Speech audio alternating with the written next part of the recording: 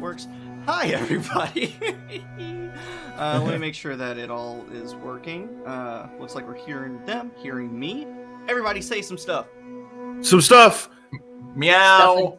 Stuff and things. People in chat, could you hear that? That rhymed.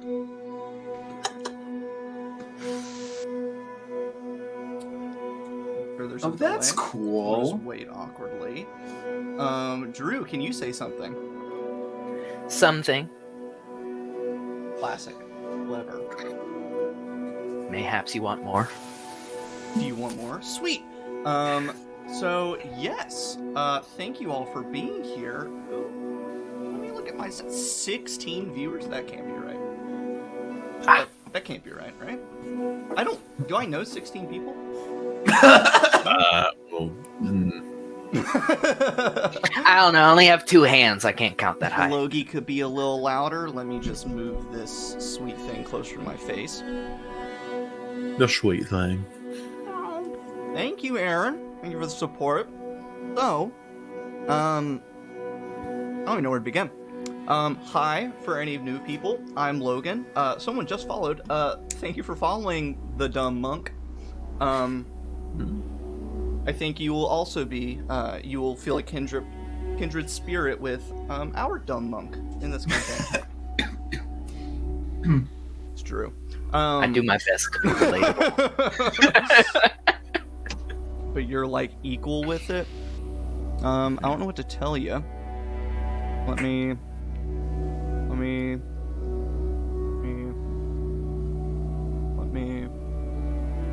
do that. Okay, I will let you. Go ahead. Okay, let me... Testing. Hello. I'm going to assume that's a little bit better, because I'm getting louder on the thing. Oh, it could just be better. That's okay. I'll just yell. So, gosh, where to begin? I'm Logan. I stream D&D. I write D&D. I edit D&D. I play D&D. I play more D&D, and then I play some more D&D on top of that. And then whenever I thought I couldn't have more D&D, I found more D&D. And whenever, I started streaming Sharn Nights every Monday. Most of you have probably seen it. And I am D&D. A+ background? Thank you. And I stumbled through, oh gosh, I'm about to go into, I'm going to redeem a flashback for myself. Hold on. I don't know. Do you have enough tings for that? I think I have infinite tings. Admin over here. Okay. So back whenever I started playing D&D, Drew actually got me started playing D&D, and I've been DMing for him just about ever since. See, it's the long haul. You get someone into the game so that they DM for you, and you don't have to do it yourself. That is it.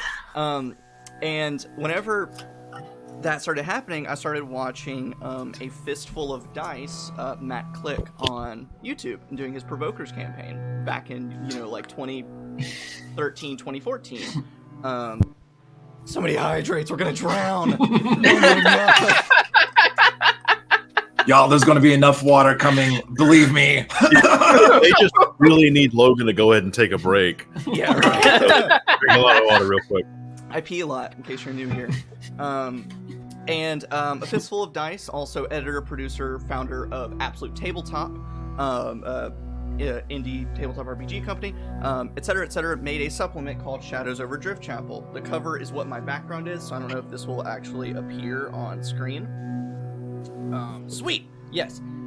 It is essentially Call of Cthulhu meets D&D. Good concept, classic concept. But if you've ever watched my Monday campaign, something I've talked about before is I like taking D&D and pushing it to the limit. I like making it do things that it doesn't normally do. And so that was the whole point of Sharn Nights, being a detective urban campaign. I wanted to utilize spells and features, all sorts of stuff that normally don't get, like Showtime. Same with this. I wanted to do a horrible, gritty Cthulhu campaign in Dungeons & Dragons. And boy howdy, we gonna do it. And so, blah, blah, blah. We're doing it now. Got permission from Absolute Tabletop. I have some copies to give away. If, this is an if, it's a challenge. If we hit 25 viewers and maintain 25 viewers by the time we reach halfway, we'll do a giveaway. I only have 3 copies to give away, so better watch it. But hopefully you enjoy what we do, all of this kind of horror grittiness of it. And it's something called a toolkit, where it's a bunch of tables, encounters, NPCs all bunched together, and you can kind of build your own story from it, which I have done. And I've gone back to my roots, and I have repped on nothing but, of course, 5e tools. Shout out to 5e tools. Index cards. And this is all of my prep for the session, this one lonesome index card. So I'm trying to really rely on just the book and have fun with it. It's going to be lots of fun. Love some Call of Cthulhu. I love me some Call of Cthulhu too. I guess I'll throw it over to you 3. Eenie me Bradley, if you want to introduce yourself and sort of quickly, vaguely introduce the character you'll be playing. Yeah, my name is Bradley. I have been playing D&D as long as I've known Logan, basically. Something I was always interested in. Logan wanted to get a bunch of us in college involved in it, and that's exactly what we did. And now, much like Logan, it dominates and controls all of my life. Yeah, now I'm like here. Much similar. I will be playing for this campaign for this foreseeable future until I hopefully don't die.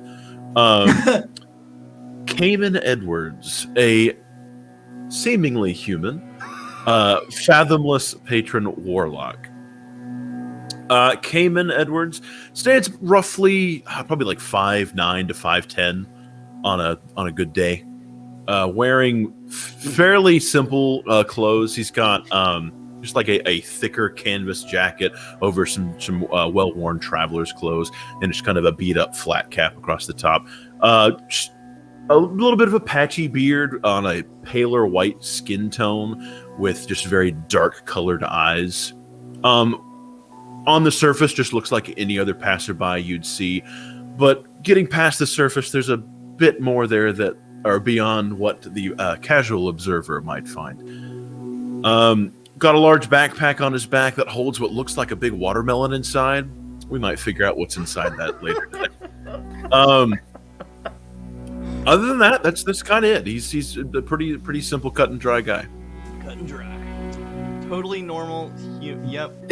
Those are the best character descriptions where, like, what do they look like? Totally normal. And everything about Bradley's character in the meta is like human, warlock, watermelon, coat. Concrete details, who needs them? They don't exist. Alrighty, Daniel, who are you? What do you do?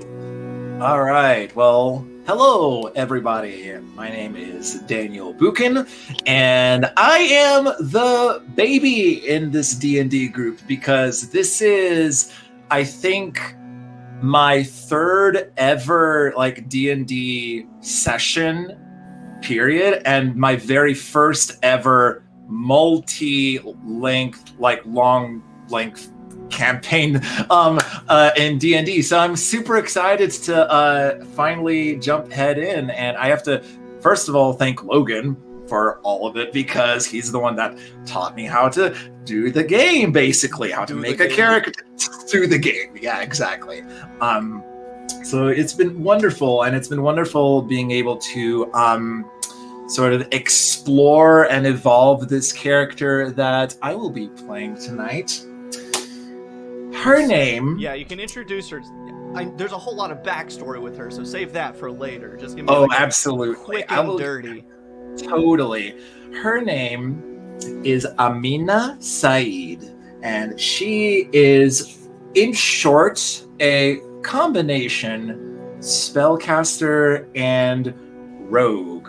I think we ended up calling her, rogue. So you'll find out more about her later on. But basically, a quick physical description.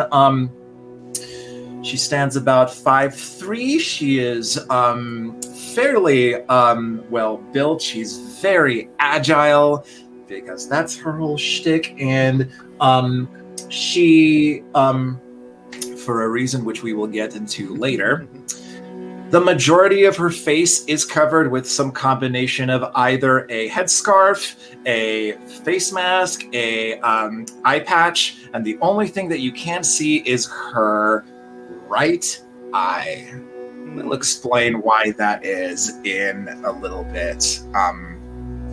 Oh, and also fun real life fact, her name and a lot of her characteristics are actually based off of an actual real life person named Aminah Sa'id, who was a feminist writer in Egypt and started Egypt's very first women's magazine in like the 50s. Hell yeah. So that was super cool to find out. And I was like, hell yeah, I like this woman. I'm gonna take it and run with it. So yeah. Love it. Yeah, and this is one of a trio of characters that Daniel has come up with. And whenever we first played D&D together, he rolled up with these character concepts like fully fleshed out, like the works. And then, but still had no idea about the rules of D&D whatsoever. And I was like, you already did the hard part, like coming up with a good character, and you did it 3 times. Like, so I am very eager to get into that. All right, and then now the senior of the group, Drew. Oh, geez, don't call me that. That's too much responsibility. I feel more like patient 0. But I'm Drew Forsyth. I play too much D&D these days. More importantly, though, tonight I get to play as Saluted Bjornhart. He is a barbarous monk who had spent much of his earlier life out and about in the Gloam. He came back to society and spent most of his time focused on his monkly ways, trying to harness some of his anger and oversizedness. About 6'5", 6'6", 250 pounds. He's a big guy. Big, burly beard. Blondish, like a dirty blonde hair. Sludig has been pulled towards Driftchapel as a cult of some kind. Has kidnapped his wife, Ilya, and he is on a quest for revenge. Yes, everyone, Himbo Monk. He is Himbo Monk who loves his wife. Love it. And yes, Drew is going to stand the whole time. Is someone making fun of me for standing? It's Rachel. Rachel, why? I stand and we play together all the time, or at least often enough that you should know this. I mean, if you've played with Logan in person, you know that he can't I sit stand down. when I DM. I have to. I move too much. I get too fidgety. And Drew, speaking of going back to my roots and prepping on index cards, I'm also going to be taking my notes today in a HB2 Taekwondo. Whoa. Ooh, classic. Watch that thing glide. Gotta get that. Gotta get that fresh sharp. Look at me, plebeian with a mechanical pencil. Keyboard.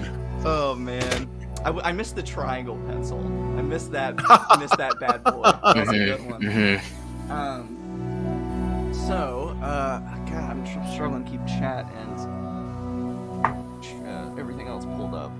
Can I just make that? Yeah, okay. Logan is be quiet. Oops, all caps, but you're quiet. That's what I was saying earlier. I don't. What do I turn everyone down? Oh. Like, just turn everything down except me.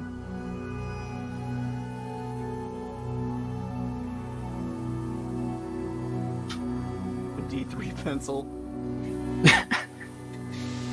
that there. Leave me there. Bring them here.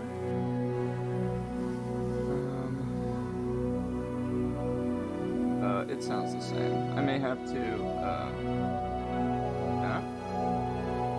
if I bring them down even more, I can also do a little bit of this, a little bit of Monica, a little Drew's bit the of best. Monica, Oh, hey. little bit of Monica, little bit of I don't know the words.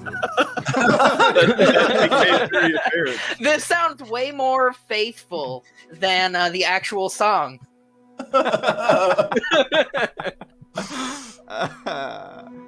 Okay. Also, everyone can make some noises Make with some the noise. balance. Yeah, just Noises. make some noises. I can make noises. Meow, I'm a cat. Meow. Words of, bitch, I'm a cow. Bitch, I'm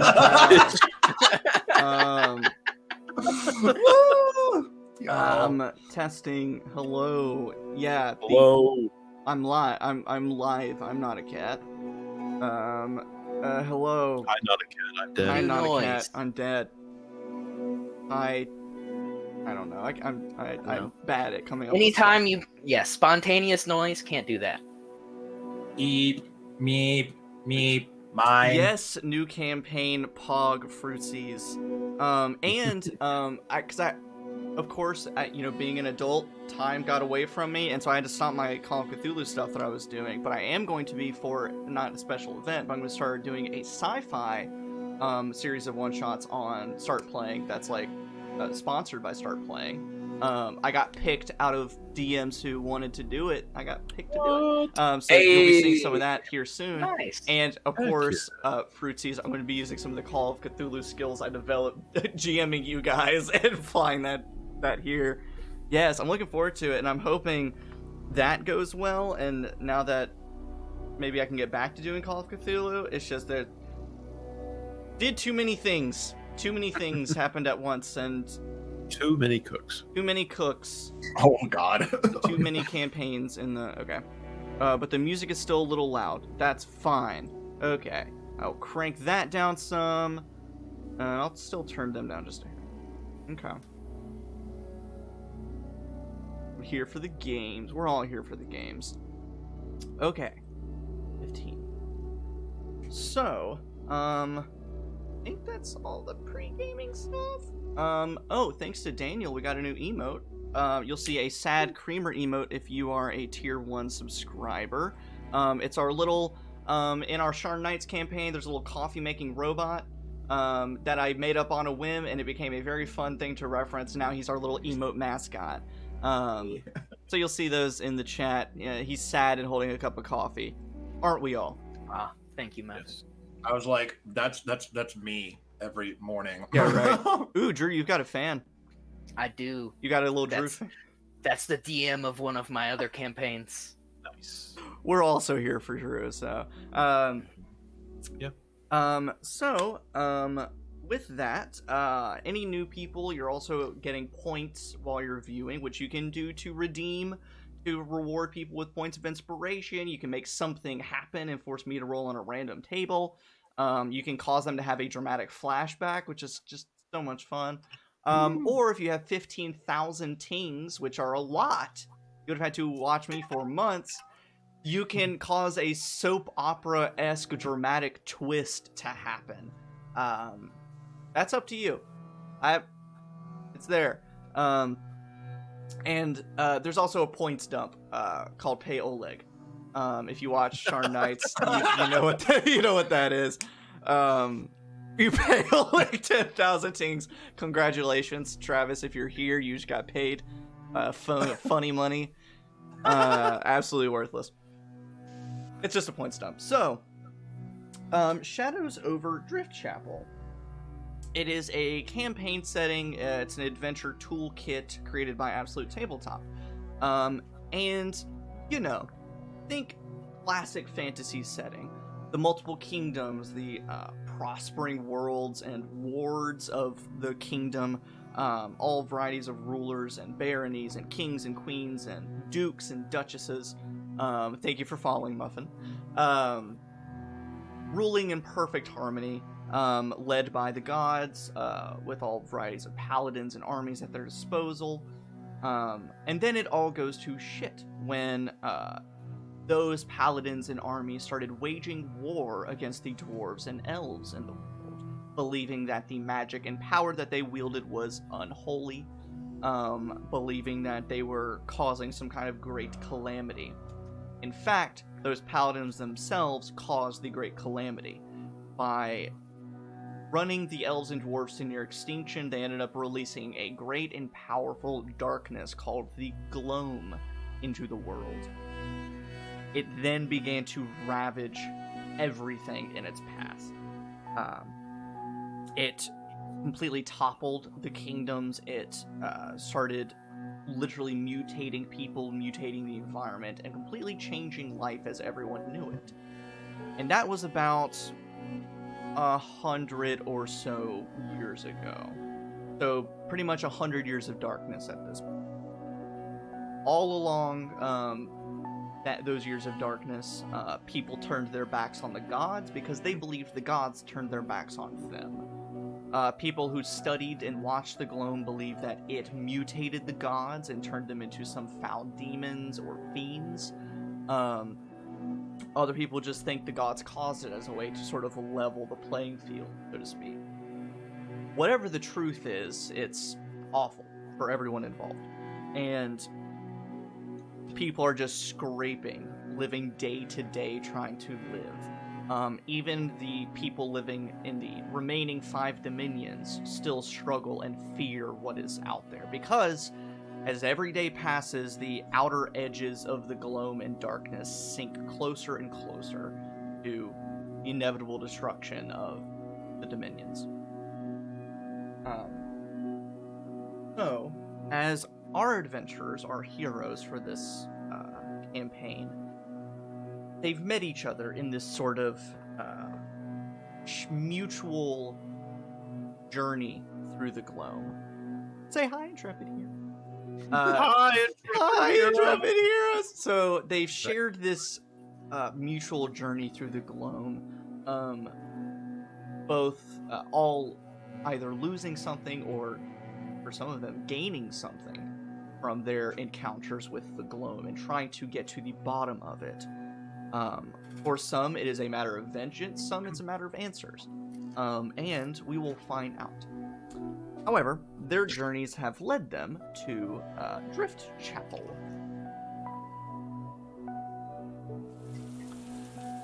I need to turn down the rain. I only wish you could turn down the rain sometimes. Yeah. So... No, I live in California. Please turn That's up true. the Turn rain. up the rain. Everyone send the rain to... Send rain to Drew. if you spend 30,000 tings in the chat, I will order some rain for California. Good. A bucket full Just a bucket. I will ship Drew a gallon of distilled water. And that's it. On the way to their journey to Driftchapel, searching for answers, I assume I missed a night grade. a few. I'm doing my best here. I'm already on E, and it's a sad thing. Their journey to Driftchapel along the withered road is not an easy one. The barony of Strand, the area that surrounds Driftchapel, the region around Driftchapel, is nothing but swamps and marshes and dark forest. And so traveling along the withered road, even though it is a main road, is still not safe or pleasant. Everything is muddy and dark. Terrifying things might lurk in the shadows. And most people are out for themselves at this point, so you can't necessarily rely on the kindness of strangers anymore. However, our intrepid heroes finally found a roadside inn that has managed to stay open. Managed to stay open in these trying times, and seeking warmth and food and the comfort of warm drink, coffee. In these trying times, is not something you can pass up on. Spending the evening in this inn,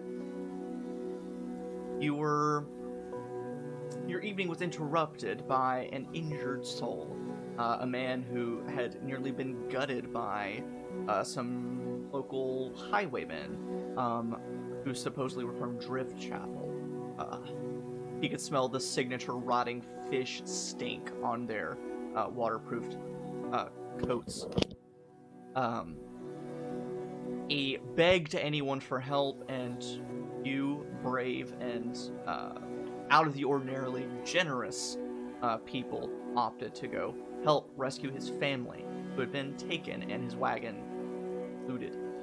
After some encounters,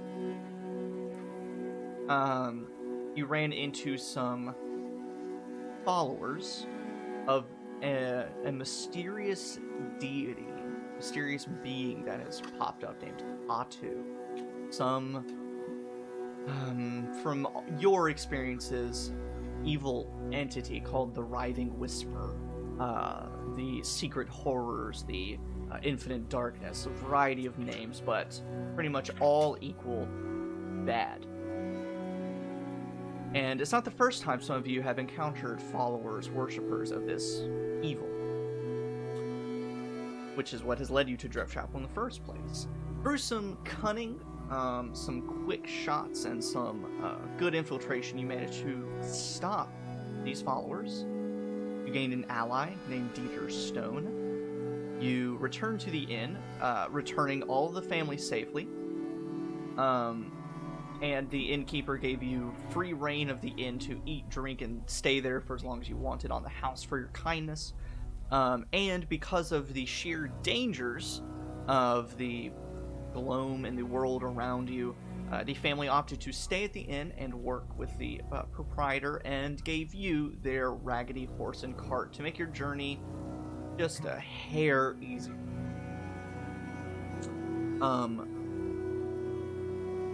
Dieter, who lives in Driftchapel, offered to accompany you along the way. You kind of got some information from him about the town, about the roads that way, but he has kind of confirmed the knowledge you have gained about something is amiss in Driftchapel. So you start traveling the withered road once more, and make your way to the town. And that was sort of our session 0 whenever we first started playing all this. Bjorn Hart. Yes. Bjorn. Bjorn. Yeah, it's a saluting Bjorn Hart. Bjorn Hart.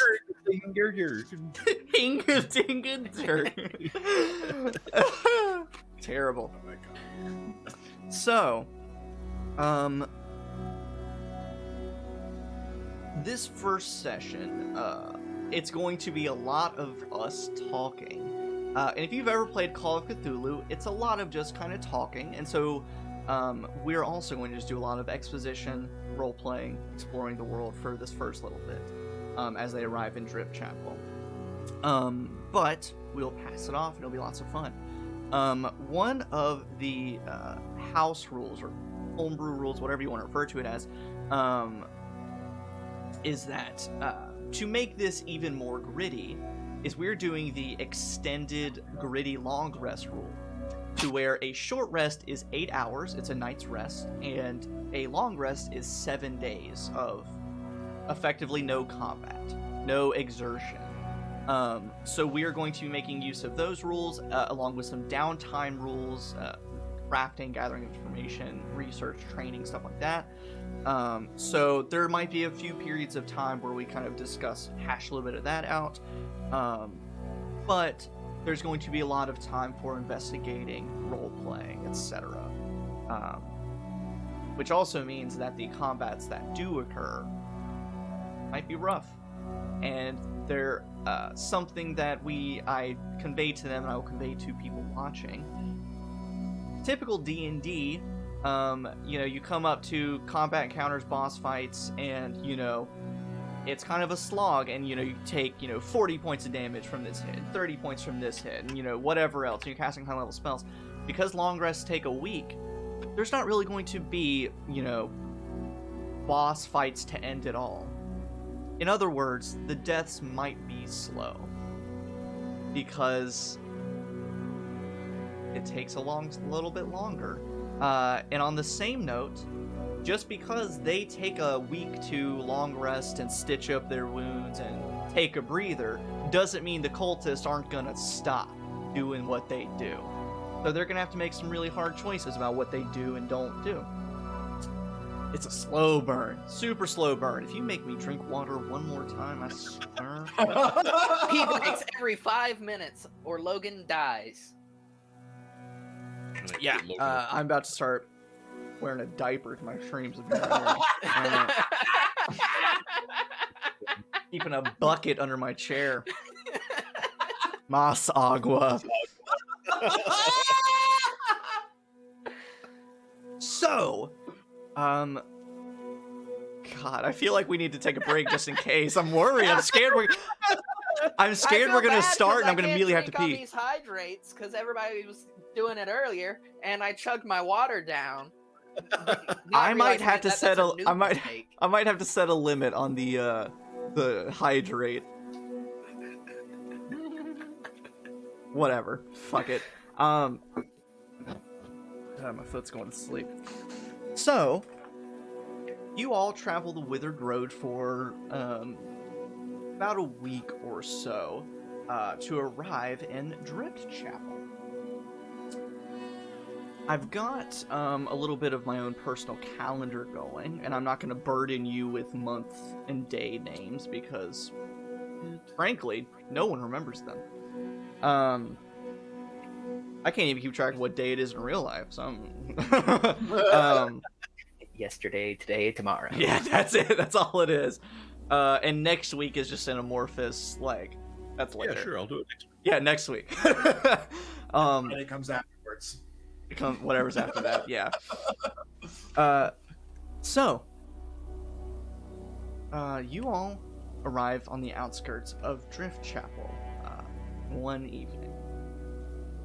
The sun is just beginning to set, lowering into the horizon. You see its orange rays just being strangled and dampened out by the overcast of clouds overhead that are rolling across Trawler's Bay, where Driftchapel sits. Rain and hail are coming down from that overcast sky, piercing and cold, like just frigid curtains falling from the sky on top of you. So you're all bundled up, hats on, hoods over, and to the point where you can barely even have a conversation over the sound of the rain pattering against your wagon. You can feel as your mare plods across the muddy roads, her hooves are sinking deep into the mud like it's threatening to pull her down into it. And you can just hear the squelching of the hooves pulling out with each step. But eventually, you reach the broken cobblestone streets of Driftchapel, but even those don't provide any level of comfort. You can see through the fog that rolls across the streets the muted gas lamps that struggle to illuminate anything. You can see as you get further down the street the blank edifices of the surrounding buildings are dark, and the doors and windows almost seem to look like faces wailing in agony against the torture of this town. As for the people, you don't see any. It feels like a ghost town as your horse makes its way down the road. But Aminah, being the perceptive, the always alert, you swear you just saw something move in one of the dark windows. You watch and nothing. Can't find a soul in this town. You look over down to your left and you can see the waterway that runs parallel to this northern side of town on the road that you've entered. And the water itself froths and roils as it's running out into Trawler Bay. It's cloudy and dark water, and you can't see what's down below. You have no idea what that water might be hiding. But the one thing that can't hide in Driftchapel is the ever-looming, pungent smell of rotting fish that lingers in every breeze, in every cold chill, just constant in the air. And Kamin, that probably jogs a few memories, not necessarily comforting, but just a bit of familiarity with it.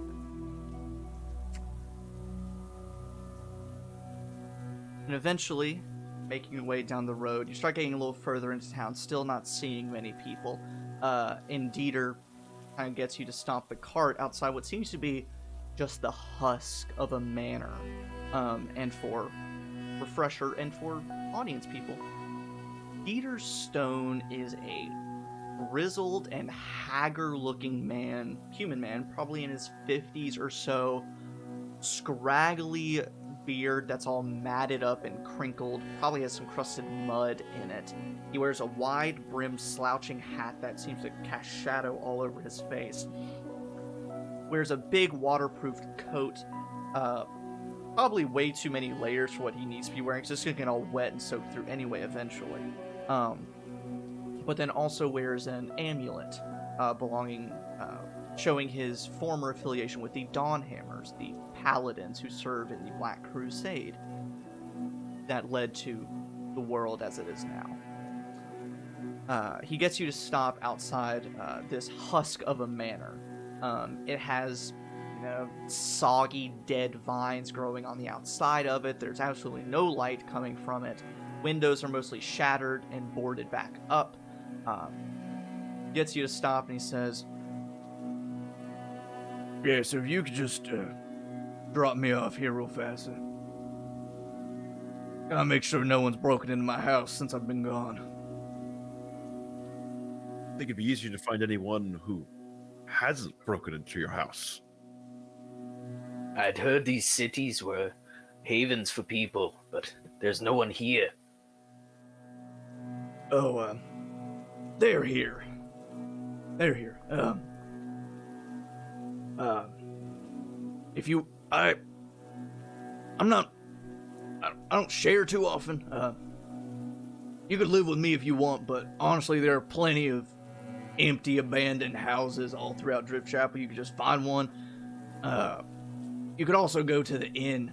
It's here. You don't have to pay, of course, but it's up to you all. And frankly, might head to the inn myself, grab a few drinks, and see what's been happening since I've been gone. So, I'll leave you to it.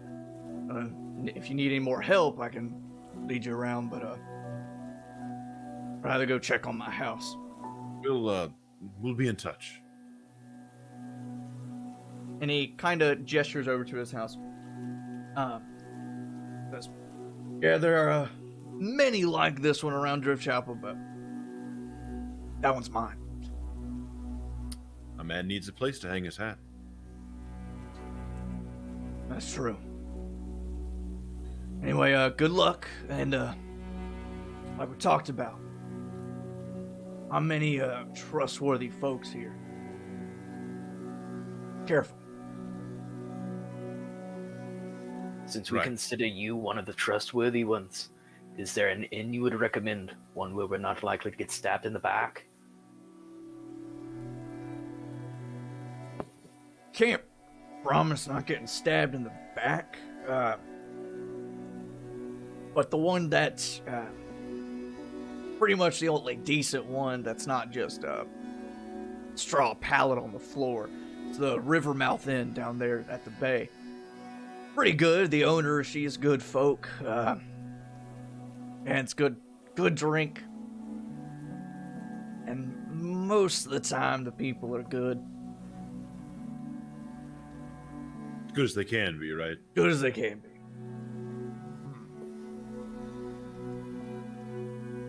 Well, catch you there for evening meal then? Sounds good.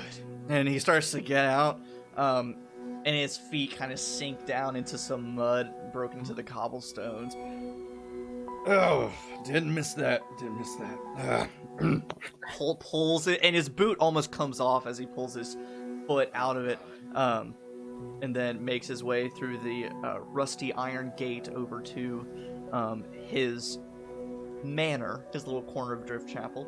And now you are free to decide where you want to stay. So are we going hovel shopping or straight to the tavern? I would prefer the inn. We would get more answers that way. Get more privacy the other way. But I think either way, we have to figure out the place to put this horse and cart. It seems like the kind of place where they're just going to take it if we leave it on the side of the road. Would that be such a bad thing? I guess you're right, then we wouldn't have to deal with it.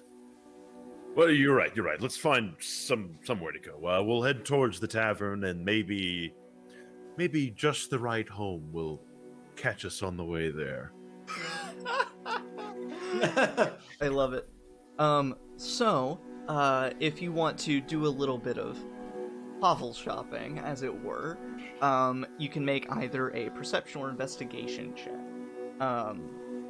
Perception will kind of give you just some general details about stuff. Investigation will give you a little bit more answers about, like, which is safe, which seems occupied or not occupied, stuff like that.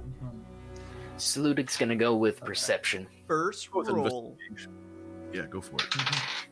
I got me an 18 to perceive the outside of some of these hovels. Okay. You, glancing, in the road you're coming in on, you pretty much have waterway on the left, buildings to the right. The buildings are pretty close together. You see that this was probably, once a very populated town, a very bustling town, and, I was gonna say, Kamin, you would... No. It's a great feeling when your dungeon master says something like that. Yeah, you're like, you would. No, you wouldn't. And so it's a bit startling that most of these buildings look empty and abandoned. A little bit hard to tell what's lived in and what's not. You see that there's one manor that it just catches your eye of, like, the iron gate out front. It sort of has a wrought iron bird within the gate's iron construction, a little like bird topper. There's like a broken stone bird bath in the yard. But like many of the others, it's boarded up and abandoned. You find another that's a little on the smaller side.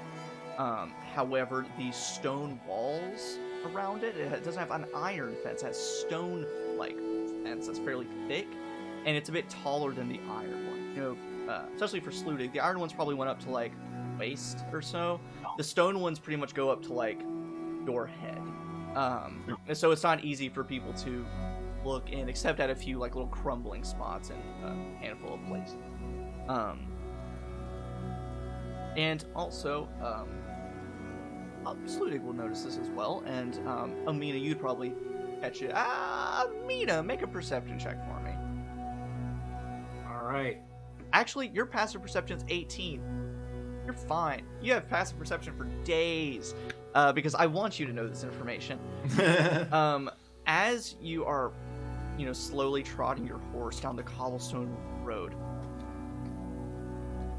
it's really hard to pick up through the fishy smell.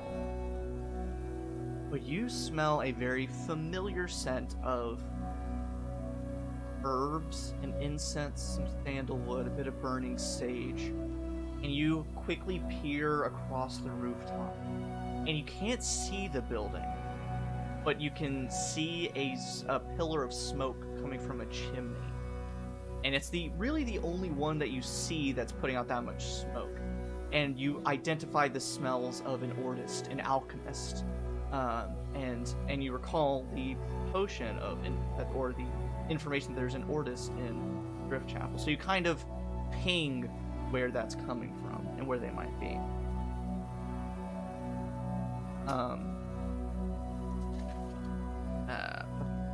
Oh, and Sludig, of course. There's also your fair share of very small, like 2-story, thin, almost like San Francisco-esque row houses that are really thin and kind of pressed up next to each other. It's hard to tell exactly how big they truly are, but there's plenty of those you can potentially examine further to see if they're occupied or not. Well, it seems like we have plenty to choose from if we decide to stay out here, but I feel as though the inn's a better place to be. Let's go see what we're working with, and let's check out the inn. You make your way toward the inn. Oh.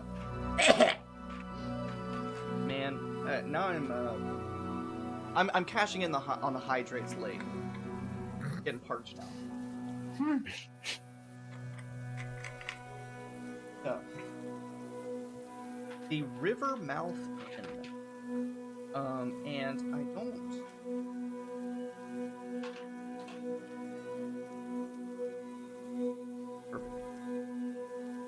So, most of Driftchapel is built on essentially the fingers of land that reach out into Trawler's Bay. There are a few buildings here and there, terrible place for a graveyard, that's fair, that are built on stilts in the water. And, you think Lord of the Rings, like, that kind of shit's cool, like the, lakeside villages and stuff, that's rad. But in a place like Driftchapel, when you approach the Rivermouth Inn, it almost makes your stomach flip as you see this inn sort of built on stilts, sort of straddling one of the waterways that is just creaking and rocking and moving back and forth because of the water and the wind. But it is the first sign of life you've seen. As you get closer, you see that this sort of crooked, rotting wood building is actually a light with firelight. You see warmth radiating from it. And from a few of the open windows, you can hear people shouting. You hear some laughter. You hear, people slamming. You hear a few people singing. And you look at the rest of the dark town around you, and then look at this building, and those sort of survival instinct kick in of like, oh man, warm food, a warm bed, some laughter and drink. Like, it's start to get a little itching for it. But then you look at it kind of swaying, like within the breeze. You're like, oh, I don't know. But you're kind of shocked. And after a moment of you all kind of staring at it, a little agape, you see the front door slam open. A beam of radiant orange light spills out cutting through the fog. And you see a silhouette stumble out onto the porch.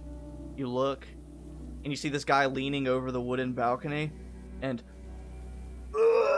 into the waterways below, and then boot rally run back into the inn. Well, we know we're in the right place. But at least there's one bit of life in this city. Let's go enjoy some of that life, shall we? Yes, let's. Yeah, I follow Kamin. And you're able to find a place to park. But here's sort of a real world way of thinking of it, or to sort of express the dangers. It's sort of like if you're visiting like a big city, like Chicago, and you find a parking lot that doesn't have a sign posted of what the restrictions are, you're like, okay, it's Chicago. There's gonna be restrictions, but I don't know what they are. So do I park here or not? You find a place to put your wagon. It might be fine, but as you have stated, there's also a chance that, of course, Vagrant might steal it, people might do something to it, or whatever else. So I'll leave it to you. Yeah. Jump off to grab everything from the wagon just to make sure we didn't leave anything on it. So, have we taken it upon ourselves to name this horse yet, or has it not been in our company long enough? You've had like a week or so, really like 2 full weeks with it, so I'm sure you would have named it by now. I mean, this horse looked rough to start with. I don't know if we should get it. She's looking better. You fed her over the your little downtime. You took care of her, so she's looking a bit better. But of course, now she has mud up to like the tops of her legs, and Hey, this horse can be the little horse that could if we name it Bella. Muffin's got a point. Bella, best horse in the Wheel of Time series. A true hero. a true hero. I know. Can you imagine that if like any of you die during this campaign, but your horse doesn't, and the horse is the survivor out of all of you? The rest of us die. We all wake up as our new characters on the back of the wagon. It's Skyrim. Oh, good. I'm glad you're awake. No, whoever's the first person to die, you then have to play as the horse till further notice. Seemingly. Horse. Horse shifter, really. What do you mean it landed on the side when you rolled for reincarnate? Oh, Lordy. So, you collect all of your necessities from the back of the wagon. Are you just going to chance it and leave your horse parked? I mean, we'll hitch it assuming there's something to hitch it on, but other than that, it's up to nature. Human nature. And then make my way through the front door of the tavern, looking apprehensive at first, but for some reason comfortable with the weirdly leaning building. Yeah, I mean, we haven't seen anybody out to really steal our horse and wagon, so... That's how they get you. Then I'll walk in through the front door of the tavern and kind of survey the scene. Alrighty. So, you all enter the Rivermouth Inn, and as you do, and you kind of get settled and look at the inn once more, you can see that it's sort of, even though you haven't fully explored Driftchapel yet, I've sent you guys a map, correct? Yes. At some point? Map of the whole... Of the town. If I stare at my tiny phone screen, I can look at the Twitch channel and look at it there. If you did, don't do it. Let me resend it to you real fast. It'll be in our Discord. Just so you guys can have a fairly physical thing. The Rivermouth Inn is pretty central. Thank you. In the town of Driftchapel, and I was not exaggerating when I said that this town is on fingers of a bay. Like, it literally looks like a hand. For no reason in particular, it looks like a hand. And you can kind of see that it overlooks the bay. You can see the fog rolling across the darkened sea. Feel the breeze coming off of it, because it is effectively at a river mouth. And you all enter, and you see that the entire interior of this first floor of the inn is decorated with driftwood and remnants from probably crashed ships and old broken buildings. All the tables are made out of broken hulls of a ship, and so they all have a slight curve to them, and so you have to be careful about where you put your glass on it. All along the walls and as little corner decorations, you see different river rocks that are just kind of haphazardly adhered to the wall. Some people are using them as paperweights to hold down certain things. Some people are getting weirdly making a game out of it, and you see that at one table they have a river rock that has been glued to the table, and they're balancing their drinks on it and making bets on it. They're getting real clever with their gambling. And then all sorts of weird varieties of coral and all sorts of flotsam that's just been framed or hung up on the walls. You see that amid the people, it catches your eye that a few of them are moving a little strangely, and then you look and see that they're stepping over buckets. And then you look, and there are buckets on the floor and on tables and on the bar, and they're catching leaks in the ceiling from... Nice. And there's probably a dozen buckets that are all over the floor that people are just avoiding and stepping over. Even the drunk people are stepping over because they know better. And plenty of people playing dice games and card games, slamming their fists on the table and screaming at each other. Some people laughing, to the point where you start to lose sounds of the rain overhead. And after being rained on for nearly a week straight, it's a bit comforting to hear something else. That white noise finally coming to an end. And then you hear the droplet of water in the bucket, and you're like, ah, fuck. You can feel the floor beneath you kind of rocking back and forth, kind of like on a ship.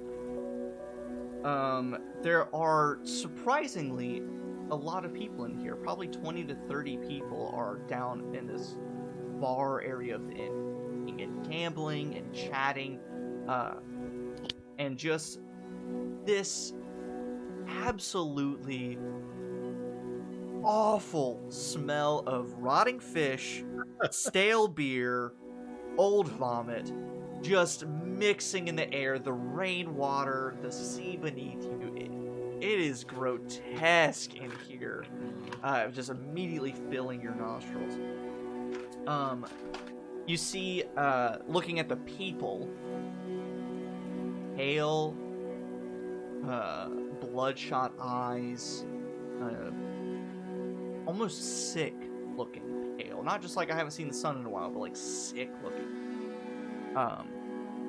To the point where some of them, and it's hard to tell, you would have to examine them, of course.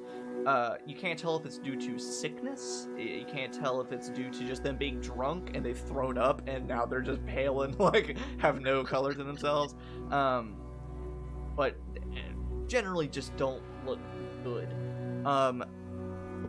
And I'm glad to finally do this mechanic for the first one on stream. Kamin. The smell of the sea, the smell of the fish, and then finally, as you step through the front door, the rocking of this inn back and forth makes your stomach kind of leap up into your throat, and you start to like, make a sanity check for me. Oh. So, as you look at that, you find in the Dungeon Master's Guide for D&D 5th edition, there are rules for fear and horror, insanity, madness, etc.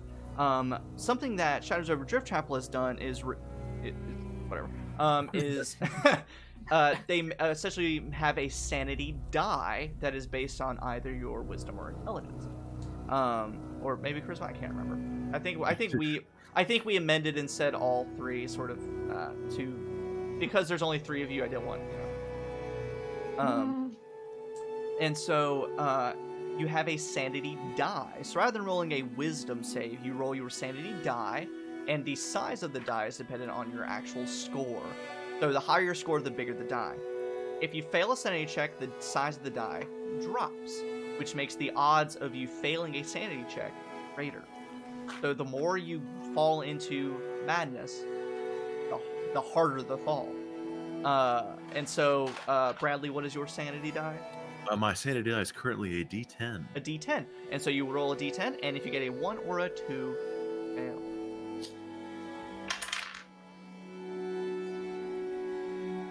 That's a 2. I don't even think any of you failed one in the session 0. This is so... Oh, no. That's a good way to start it. This is a great way to start it. Oh my gosh. And so there are certain madness rolls and madness tables in the Dungeon Master's Guide, but Shadows Over Driftchapel has their own versions. And there's different degrees of it. There's sort of minor madness, there's greater madnesses. However, this is the point I want to make, and I want to reprint this into my player's brain. When your madness die reaches a D4, and, you roll a 1 or a 2, you suffer irreparable madness, or irreparable insanity, which the worst of the irreparable sanity is that the DM controls your character now. And so, pretty much anything between that and you get sick, like you vomit, that's a huge thing. So... Bradley, if you want to do the honors, first, Your sanity die now goes to a D8. And as we have, your sanity die goes up one size on a long rest. So in a week, great. In a week. So that's where the gritty rules are coming in, is that you can't sleep for a night and recover from all of your ailments. It takes a little work. Just like life. More than a week. More than a week. More like years of therapy to overcome. So Bradley, if you want to do the honors of determining what happens, roll a d10 for me. Not that D10. Here, this D10. It's another 2. Another 2, and it looks like Nobushi Nueve is really out for blood this stream. Goodness. To me. So Kamin, this inn, it is warmly lit. It is the brightest thing you've seen in probably a week. But you keep seeing a bit of movement out of the corner of your eye. You look into one of the shadowy corners of the inn. Then you look to the other. And your eyes just keep, like, you feel like you keep... And then you see movement under your feet, and you look and see, like, a crack in the floorboards of the water below. And then you see some movement overhead, and you look and see cracks through the floor up into the second story where the rooms are. And you look under the table, and then look under the chair, and then you see one person move, and you look over into the... As if there's something moving just outside of your field of view at all times. It's starting to... Where you just can't focus on one thing in particular. Kamin, what memory was just jogged as you stepped into this lightly rocking? So... We'll go on a mental journey, all of us. You see Kamin and another gentleman, a little taller, a little more well-built, a little stronger looking. The two of them walking on a boardwalk in a very similar, aesthetically, town to Driftchapel. Very much on the edge of the coast, right there by the Gloam, kind of barely hanging on by the edge of civilization. The two gentlemen walking down the boardwalk, there's a bit of light conversation between the two, but it's too muffled to really make out. Just kind of like Charlie Brown teacher noises instead of actual words, before eventually turning the corner into a bustling tavern.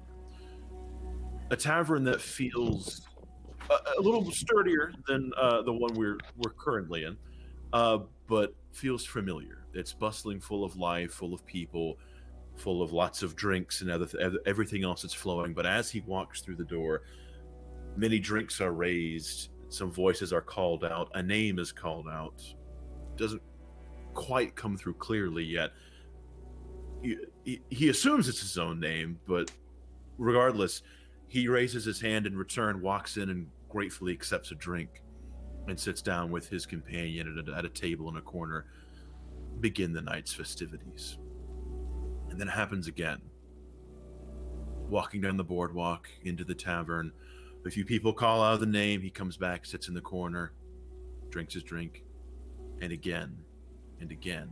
But every night, going back to the same tavern, the people are less and less happy or surprised to see him.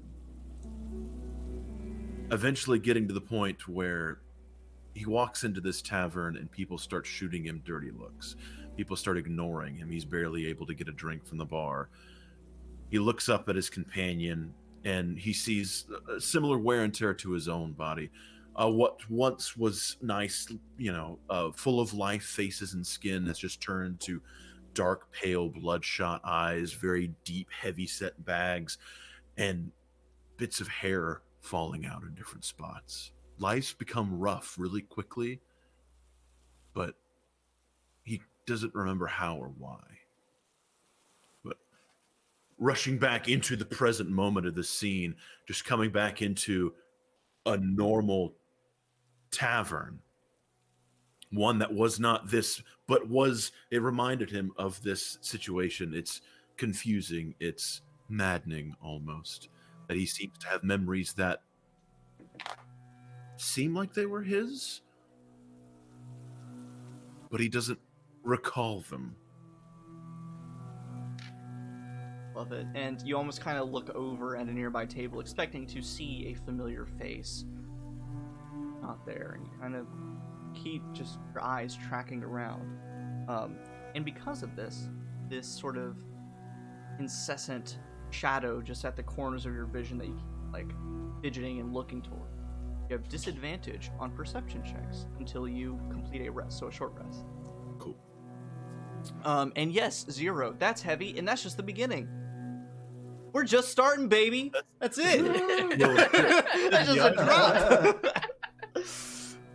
So, and Sludig, Aminah, you were following behind Kamin as he was entering into the inn, and there was sort of a second or two of hesitation as he reached the threshold of the inn, and you were coming in from the hail and rain, and he stopped sort of halfway in the doorway and almost run into it. A moment, 2 passes, and he proceeds forward.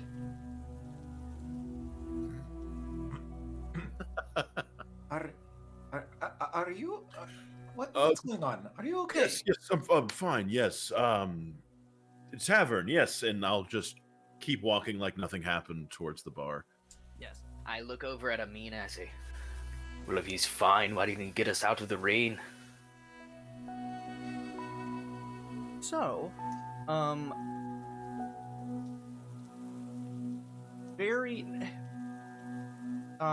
most of you would actually realize, and actually this is a good time while I'm about to, ask these things. Bradley, what is your passive perception? 12. Awesome. What's your armor class? 14. Awesome. What's your, spell save DC? 15. And what is your hit point maximum? 78. Awesome. What's your dexterity modifier? +2. Wait. No reason.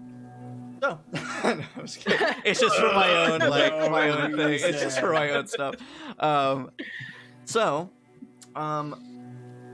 you, you all would pretty quickly realize, probably Aminah and Sludig quicker, especially after, Aminah and Sludig, because Kamin, you're kind of Going jarred. crazy. Not going crazy yet. Come on. And you stand out a little bit. I mean, you're not like, wearing extravagant pastel colors in the middle of this place, but clearly you come across as outsiders. I mean, you're wearing kind of raincoats and other garb to protect you from the cold and wind. But more or less, you would probably still read as outsider. Would the 3 of you want to try and, blend in to any degree, or do you just want to, go in, make yourselves at home? No, I will make it worse trying to be subtle. Well, here's the thing. I would give you permission, or I'll let you guys kind of decide. You can either make a group stealth check, like dexterity stealth. You can either make a group persuasion check, or you can make a charisma stealth check, where you use a charisma modifier, and then if you're proficient in stealth, you add your proficiency bonus. Sort of just your ability to blend into the crowd and act discreet. But that'll be up to you guys if you have any inclinations to try and go in and not gather attention. I think Kamin's here to embrace it. He's aware that we're not from here. They know we're not from here. Yeah, and I mean, no matter how I cut it, most of Aminah's face is covered. No matter how stealthy I am, people are instantly going to be like, what happened to you? So... So, what's up with that? Yeah, I feel as though the second I try to start being subtle about my business in town is the second everybody is going to want to know what my business is in town. That's fair. Yes. I'm all about that persuasion check, baby. Let's do it. I'm a warlock. Of course I am. I mean, I will follow the lead and just try and shut the fuck up. if Kamin wants to go and try and buy us a ticket into the town of knowing people. But I will leave that to him if he so chooses. I will stand by, follow suit cautiously. And we'll say you could have discussed this prior.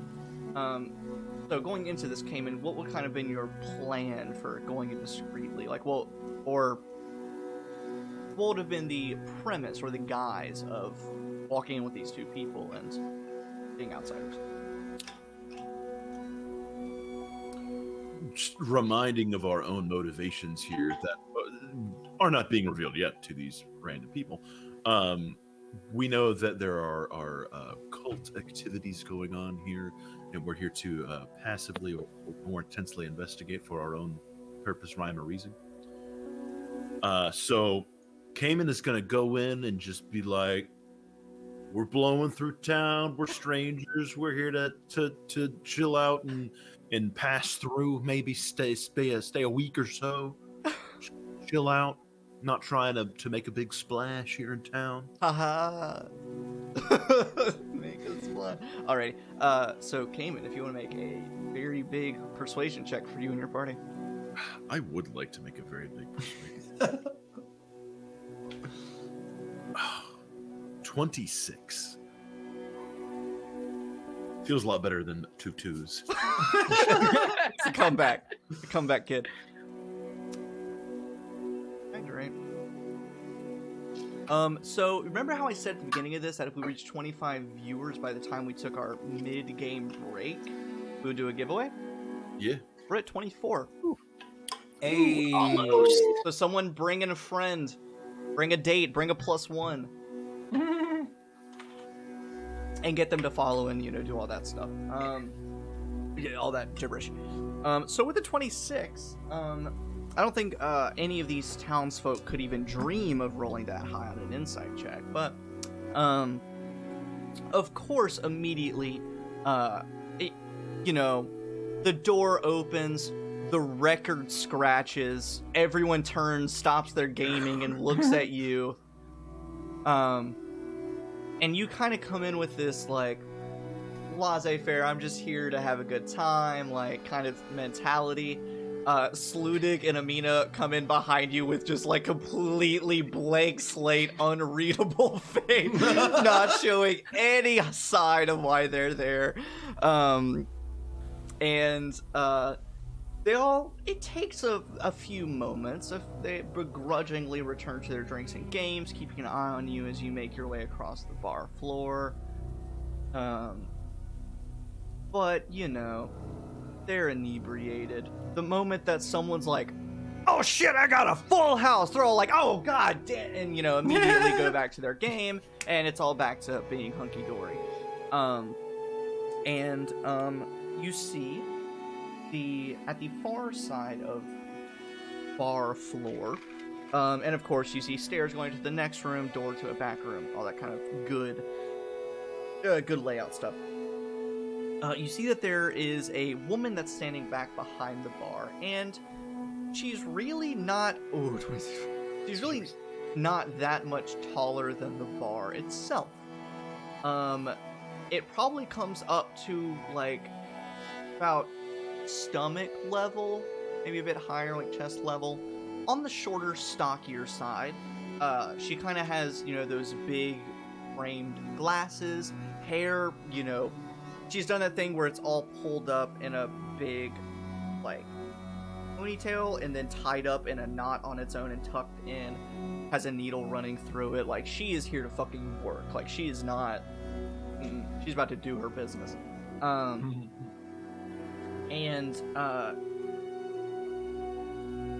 three of you... Kamin, your past perception's lower now because of... And I suck. Can't focus on things. No, it's in that character. One to wisdom. It's fine. It's fine. So Aminah and Sludig, you both would probably pick on that Kamin is not focused, and he is glancing into corners, like looking around, taking in everything. But you also notice that the woman running the bar She has a pretty jovial energy about her. She does not have the same deathly pallor that all the other townsfolk do. She actually has fairly dark, almost reddish skin. A freckle face, the glasses, of course, barkeep apron and things like that.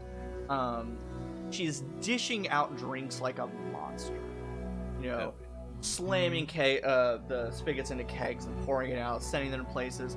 And then you also notice that there's what seems to be some kind of staff that has like weighted iron ends to it sitting over in the corner.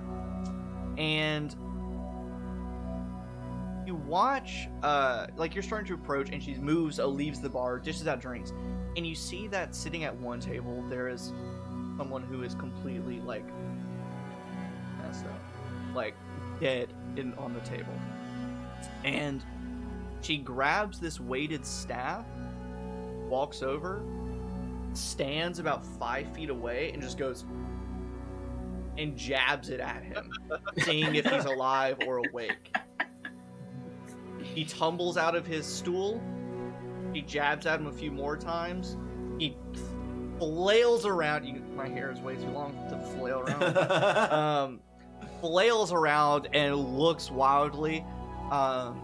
She shouts and just time for you to go home now, huh?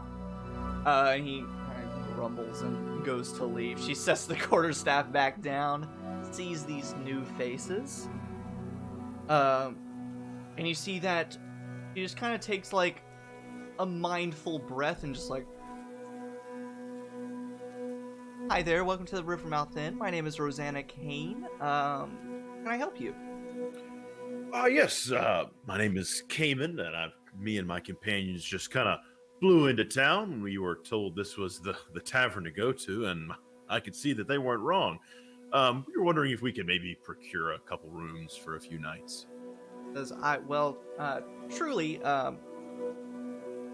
I don't want to say we're the only tavern in town, just because a few of the locals have opened up their living rooms to their little homemade bars, and truly, that's just revolting to me.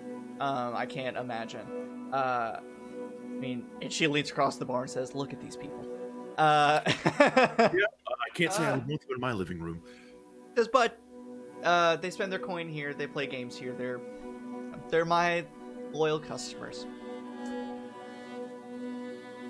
So yes, rooms. What would you say to 3 more loyal customers, at least for a week? Perfect. At least for so long time stay then. Long enough. We need to find a little bit more footing before we hit the next stop. Well, and she I say she pulls out a menu of the services.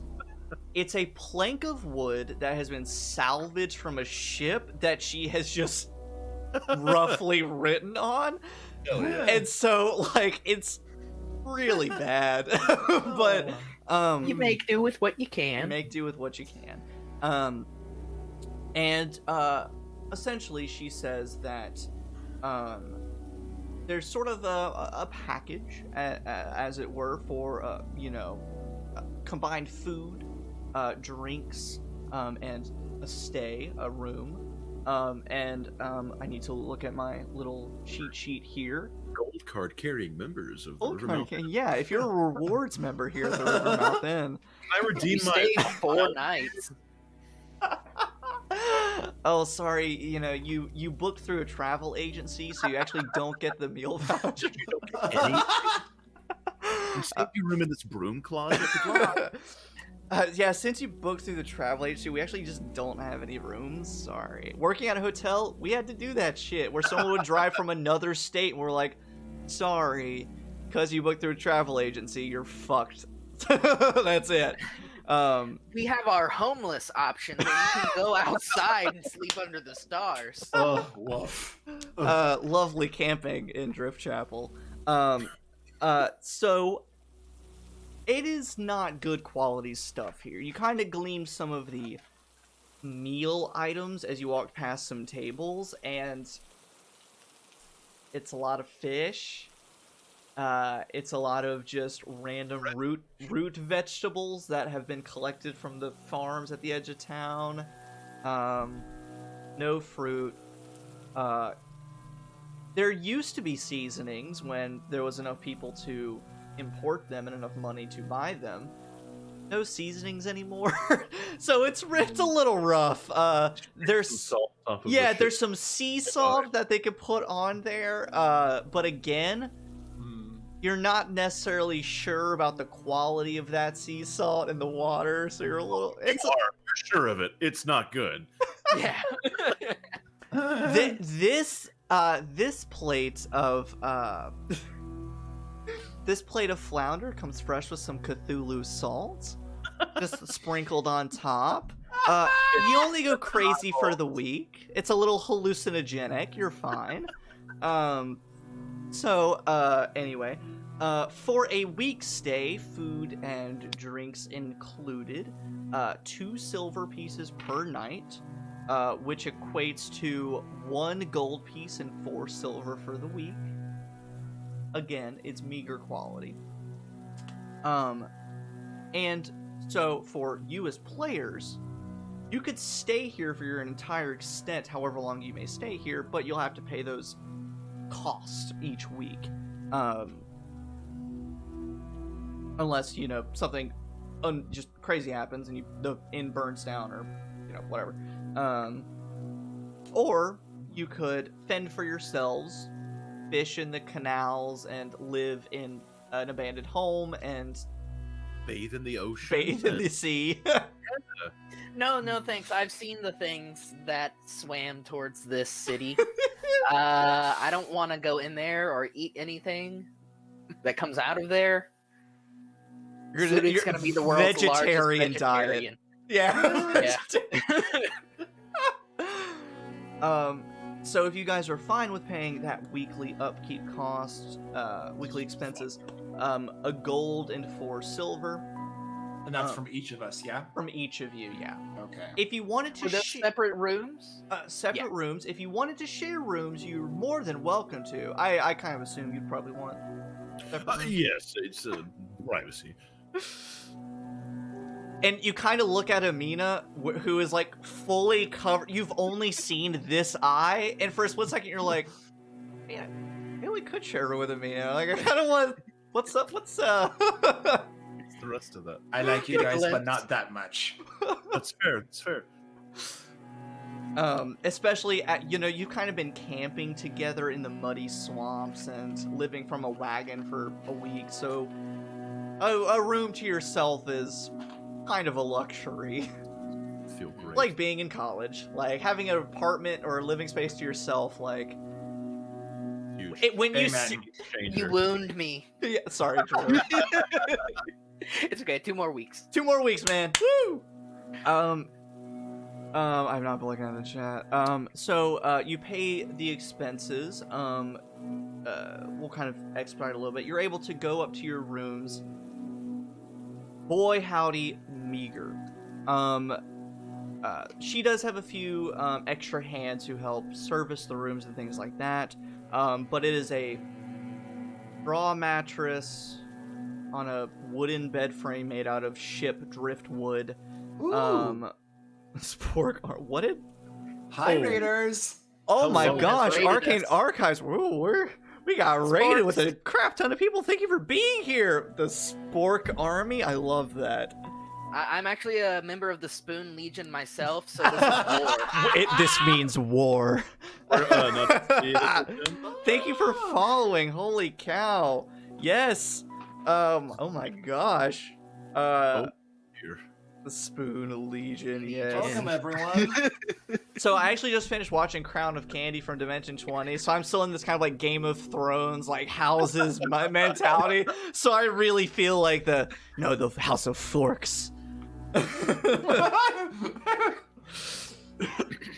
The Chopsticks house will rue the day that they turned on the Spork armies. Oh so man. Yes, if you subscribe, you'll get a bunch of creamer emotes from our Sharn Eberron campaign, all sorts of stuff. You're redeeming a bunch of crap, House of Sporks v House of Spoons. Honestly, I don't even know who you are, but that would be a fun one-shot and to play like spoon people and like in D&D, like utensil. Sign me up! Homebrew races of spoon people versus spork people. Yeah, I would love it. House of Cards. Yeah. I love it. Yes, thank you for following. So, oh my gosh. You made it at a very interesting part.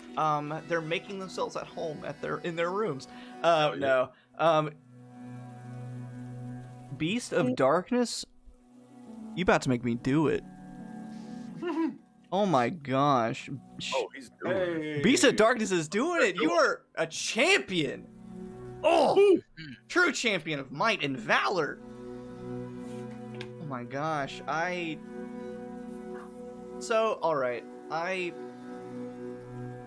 On Monday night stream, my goal was to reach 35 subscriber points to unlock the third and final Creamer emote, and Daniel blew through that goal that I had put a month ahead within the span of like 5 minutes. And honestly, at this point, I'm now close to the second goal of subscribers. I don't know what to do with that information. I don't know what to do. Be happy. Be thankful. I'm so thankful. Lie. This is it. And now, with this many people, we'll be able to do a giveaway whenever we take a break. So, for all you new people who are raiding, before you mute this tab and go over and play some video games, if we have 25 viewers, which we have right now, but if we maintain 25 viewers whenever we decide to take our mid-game break, which is actually coming up here very, very soon, we'll be doing a giveaway of a copy of the Shadows Over Driftchapel supplement by Absolute Tabletop. So you'll get access to all this amazing adventure toolkit stuff for horror and D&D, and the setting and the entire setting, also Driftchapel, amazing stuff baked into it. And oh my god, oh my god, Logan, you're famous. I'm not famous. Oh jeez. Oh my god, people are I'm gonna hold it together. I'll wait till we go to break to cry on the toilet. Thank you. I also love the Modrons. So, the Modrons Creamer came about on a whim. We play a Sharn campaign every Monday set in the world of Eberron. It's an urban detective campaign, of course. And I, on a whim, created a little Modron, a little construct, homunculus, named Creamer, spelled with 3s instead of E's, who is a coffee-making homunculus. And he essentially walks around office spaces in Sharn, gives people cups of coffee, and it's like, hey, how's the grind today? And, makes small talk and keeps people thirsty and stuff. Yes, Creamer's the little mascot for us. Oh my god, this setting is so good. I have loved the Shadows Over Driftchapel setting, and when I found it, I was like, I have to stream this. I have to. Sluting is a cutie. I think. Okay, we're not on a break yet, so I can't. Ooh, I have to hide this. I have to hide it. We gotta keep playing. We're playing D&D, you guys. So, you all dispense your coins of the 5 dominions. Probably some of the coins still are belonging to the decades, the eras before the Gloam seeped in. So you're finding you counting out some silver, and it's silver from Oubliette, the big capital city, but it's also from cities long been destroyed that have just filtered through people's hands for generations. You give the coin. Rosanna gives you the keys to your room. She explains, there are amenities, fresh water for you to bathe and wash yourself every morning. That's pretty much it. You get food. You can come down for meals. But straw bed on a driftwood, or straw mattress on a driftwood frame. There is a dresser, but it's like 2 feet across. The drawers are like 5 inches deep. Like, it's very, very meager. But some underbed storage. And you each have a window that, upon further inspection, locks. But the locking mechanism is more like just a hooked piece of metal that you just kind of like loop through the handle in a hole in the frame, so it just holds the window closed from your side. It's really not sturdy.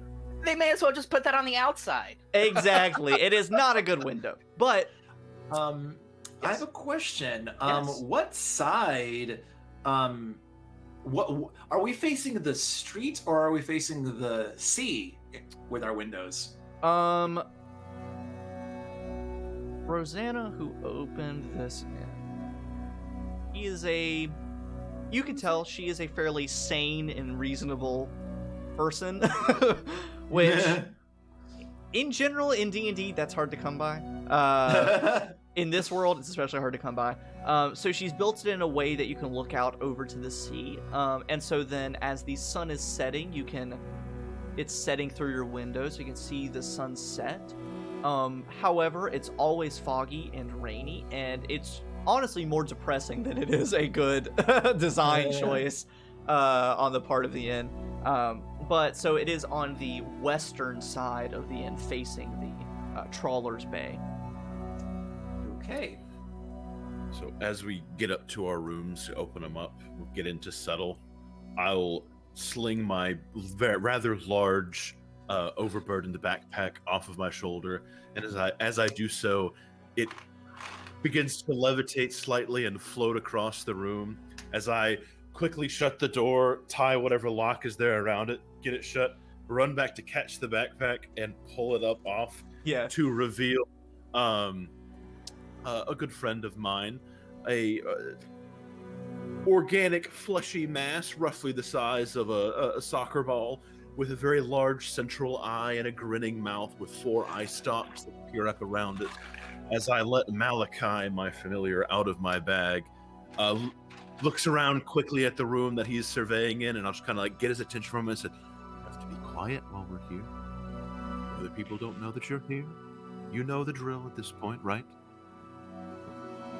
And I'll reach into a side pocket and I'll pull out a little like straw doll that I have, and I'll shake it at him, and I'll toss it over in the room. He'll run over and grab it, bring it back to me, and I'll minor illusion a few other things around the room to play with him for a little bit while I just like get my stuff ready to kind of try and stimulate him a little bit before going back into the back into the main room. Fucking puppy! He's a fucking puppy!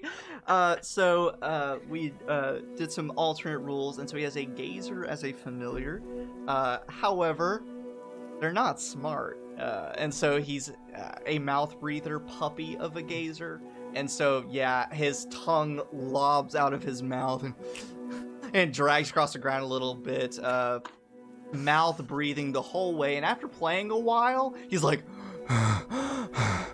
like panting because he's tired because he hasn't had too much exercise recently. Take off my big overcoat and just kind of like make a little bed for him to just nestle into. His few eye stalks, the eyelids close and kind of do like, you know, that little like squinching of pressing the eyelids together. He kind of rolls over on his top and makes biscuits in the jacket with his eye stalks and eyeballs to like flatten it out and get a nice good like nest made. Then he rolls back over and settles down.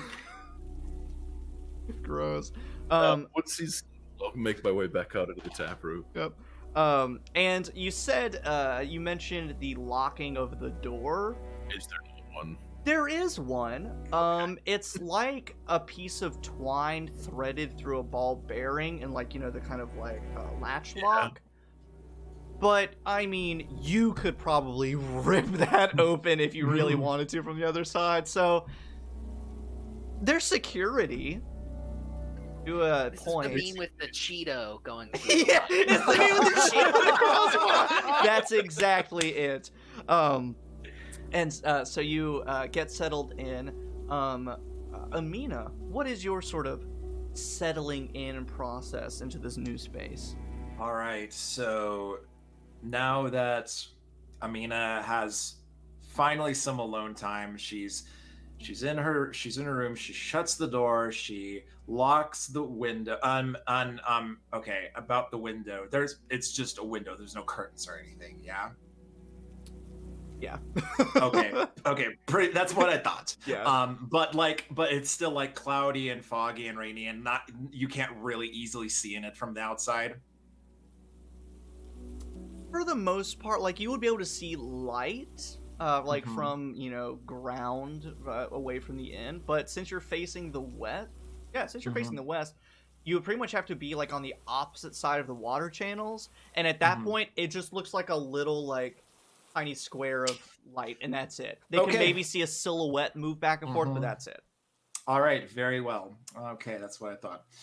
So now that Aminah finally has some alone time and she can finally just rest, she finally starts undoing her headscarf, her mask that covers her mouth, and eventually also undoes her eye patch.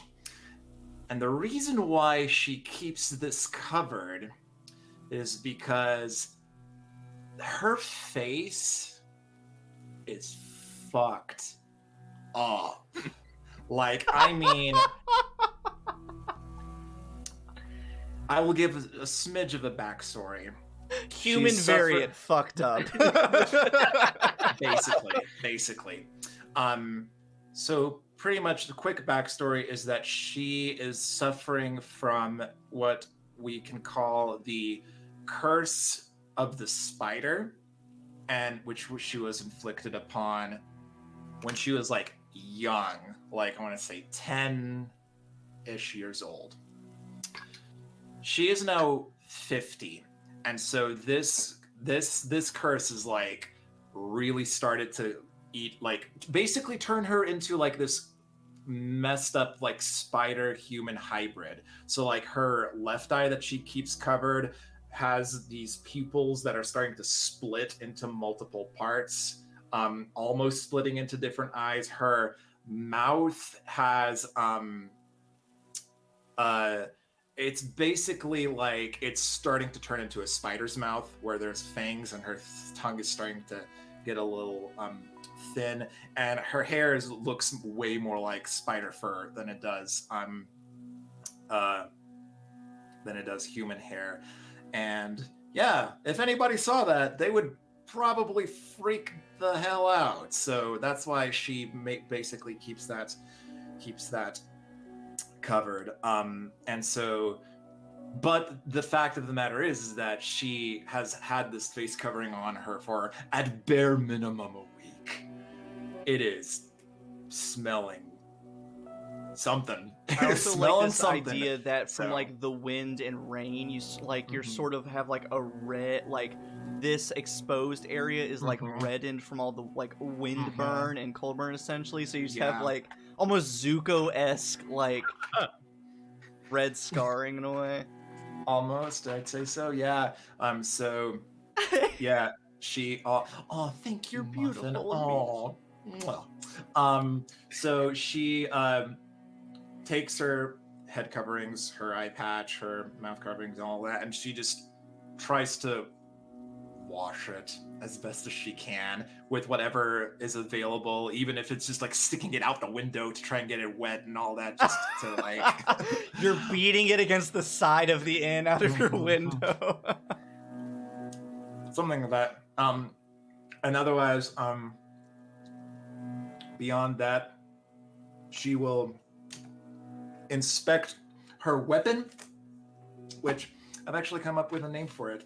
So she carries also around a crossbow with her, and her crossbow is named Seraphim. And basically she's just going to get that off of her like back holster and just like make sure that it's all in good working order, and maintenance, making sure that everything's moving correctly and blah blah blah, and otherwise just like letting her hair down both literally and figuratively. So yes. Now Daniel, do you care if I put you on the spot? Do it. So, amidst the amenities of your room, near the wash basin, you see that there's like effectively a cracked, broken mirror that is sort of an amenity for you to use to get ready, but it's really more just a hazard at this point. But as you're kind of washing and you happen to glance down at it, and like you say, you wear this covering towel all the time. And so you kind of see your reflection for the first time in probably weeks. And you can now see all the transformations that are happening. What kind of runs through your mind? What's Aminah feeling? Sees this. Ugh. Like, sorry, I ate a little too fast. That she's thinking that. She's like, oh god, I ate too fast.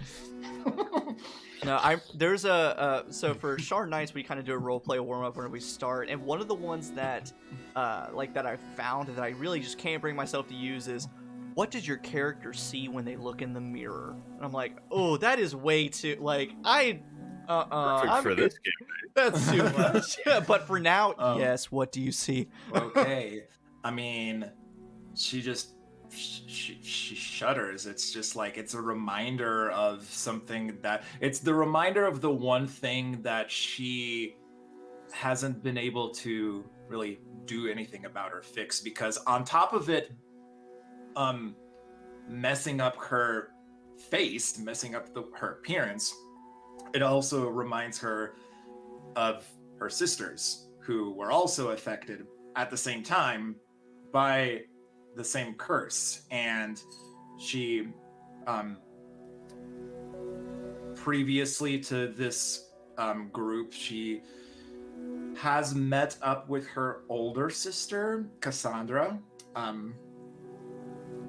and they've caught up. But as for her younger sister, Farah, she hasn't seen her since that day.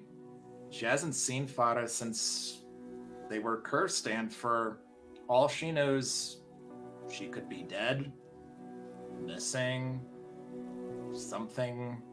So it's a reminder of, well, kind of the thing that she's searching for answers for is like, where is her younger sister and how to get rid of this crazy thing that has brought her some interesting abilities, but otherwise it comes at a great cost that's slowly building up more and more. And she just,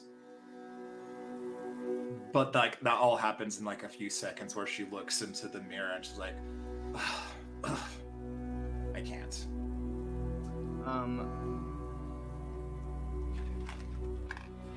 So you end back to your equipment, doing that already. Would you eventually go to meet the others down in the bar?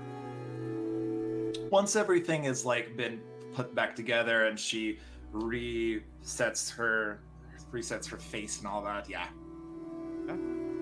And Sludig, what is your getting settled look like? So Sludig's a little more simple than maybe the other companions in his party. So he goes into his room, looks around to make sure that there's nothing hidden in his straw bed that might hurt him. Sees the flimsy locks on the window and the door, and realizes he doesn't need to leave anything he wants in here. But luckily for Sludig, most of his valuables fit on his person anyway. He washes up a little bit, removing his water-soaked and mud-stained cloak, puts on a dry pair of socks, cleans his boots, and then makes his way down towards the tap room. Okay. Enough. And so you all regroup, and at that, we'll take a break, because, believe it or not, I haven't gotten to use the bathroom so far, and we've been playing for almost 2 hours. Isn't that a freaking miracle? That is a freaking miracle. I think I've been too excited. Look, you've leveled up. I know. I've just been too excited. I've had 40 ounces of water and a mixed drink, so I am deeply surprised. I'm speechless at people doing these things, and I have no words.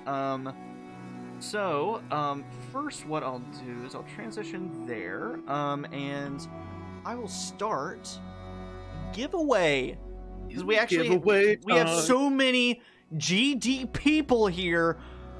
Woo!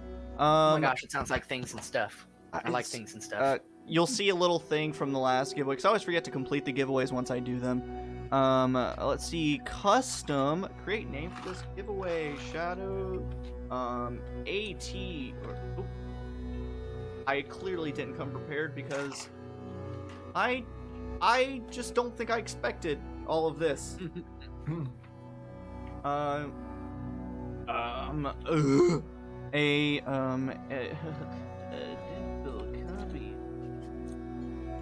Tabletop, Adventure Kit, Shadows, Over Driftchapel.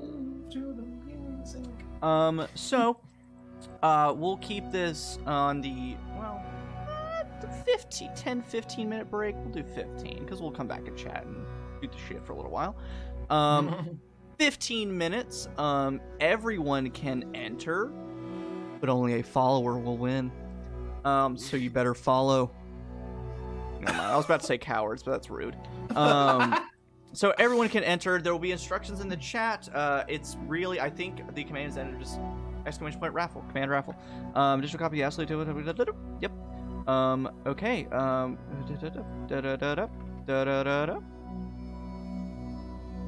They got us. We got this. I think it's there. There she is. Oh, I always forget that it puts the modifier A in there naturally, which is weird. Why would it do that? Whatever. They gotta force a stutter in there for you. So yeah, if you enter, you'll get an access code to download the digital copy of Shadows Over Driftchapel and get it for yourself.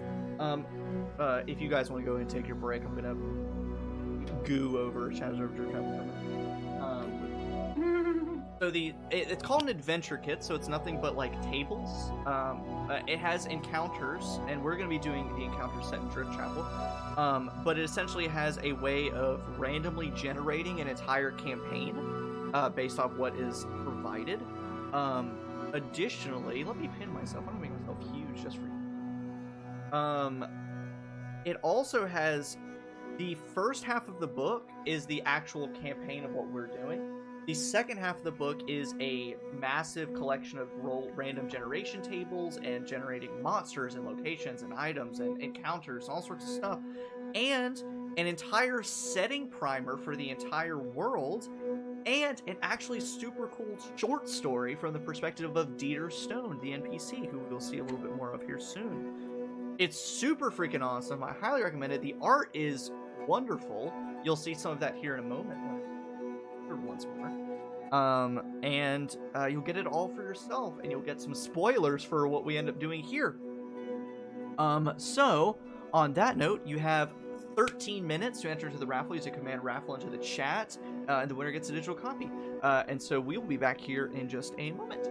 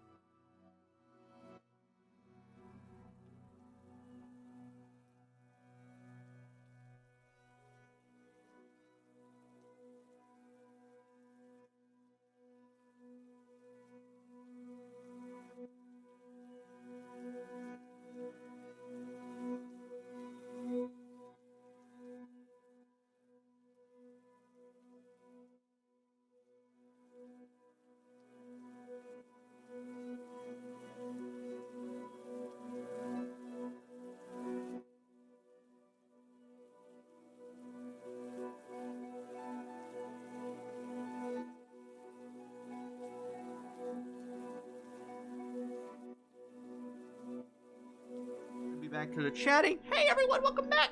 Hi, intrepid heroes. Hi, in flippid Miros. Oh jeez.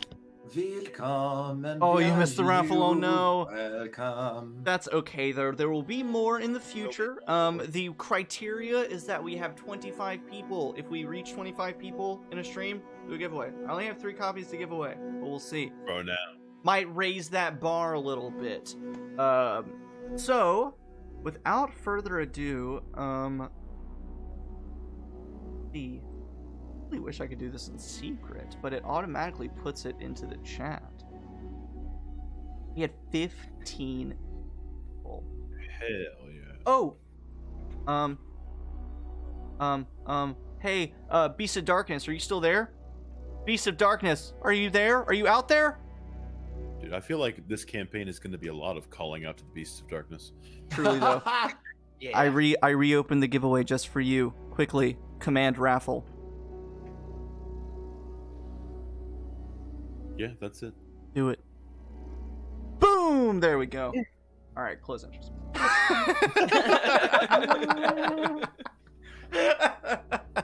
Alrighty.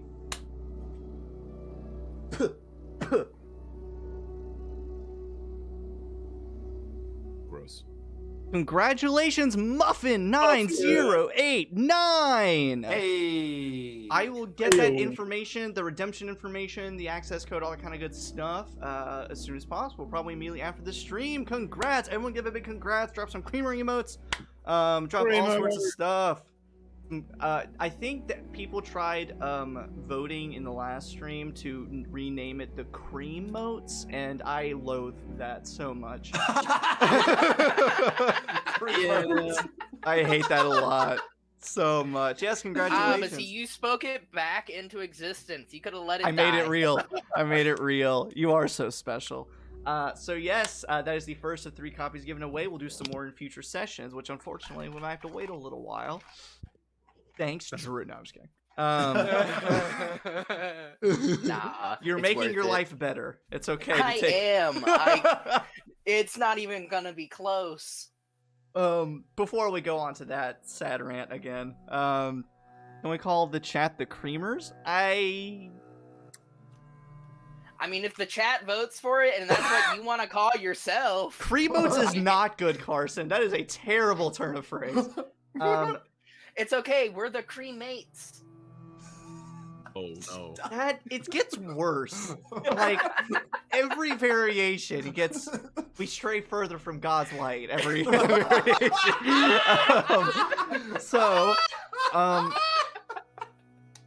Speaking of straying from God's light, let's jump back in to the art.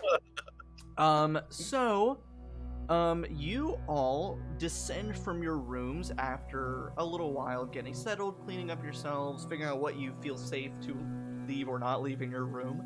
Gazer. Yeah. Malachi is sound asleep.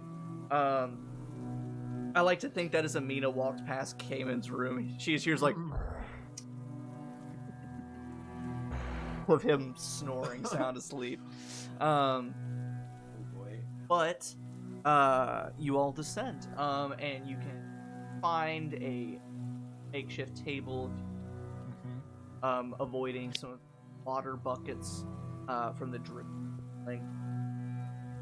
and do what you will. There are plenty of people down here drinking, eating, gambling, talking. Excellent. We should decide on that while Logan, I think we need to fix something with the cameras because our faces are in the wrong place. Oh, Stream. Google Meets does that sometimes. Hold on, you want to? Let's see if. Now I am Kamin. Yeah, I just have to like randomly reset it all a few times, and eventually Something happens. The cameras get fucked up. it'll get there eventually. I just have to. Oh no. I just have to spin you guys around kind of a lot. Reverse. Reverse.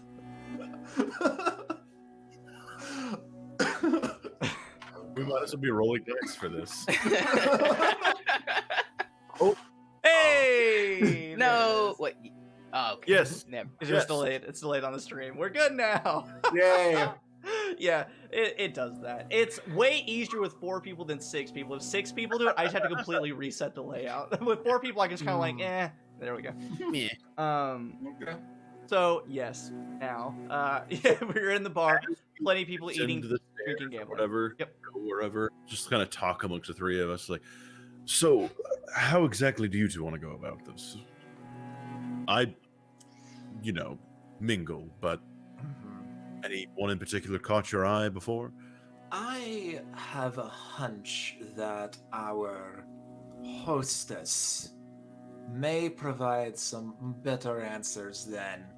And Aminah gestures broadly at like the inebriated masses that are just doing whatever. One woman with snaggletooth teeth immediately folds up a playing card and shoves it into her mouth. I didn't like that card. It looked at me funny. Yeah. Fair point, but I'll gather some public opinion. Well, I was looking to see if anybody was maybe going to those hostels overnight. But if maybe that's for later. I'll do as you see fit. As we enter the tap room of the bar, I'm gonna make my way over towards. You said there's a table where they're playing games on a rock on a table. Yes. And you look and you see what they've done. It's a river rock that has been adhered to this curvy table. A glass is balanced on it that has about half of the beer still in it, and they're throwing other pebbles trying to get it in there without knocking the glass over. It is truly an abomination. Nice. So I'll just saddle up next to them, so how much is the buy-in? Record scratches. They all turn and look now. I'm joking, and I'll take out a copper piece and toss it at the cup. And yeah, they're playing for copper. Some of them have just put down really miscellaneous things like a shoelace on the table. It's and good looking shoelace. It's a good looking shoelace. No. Okay.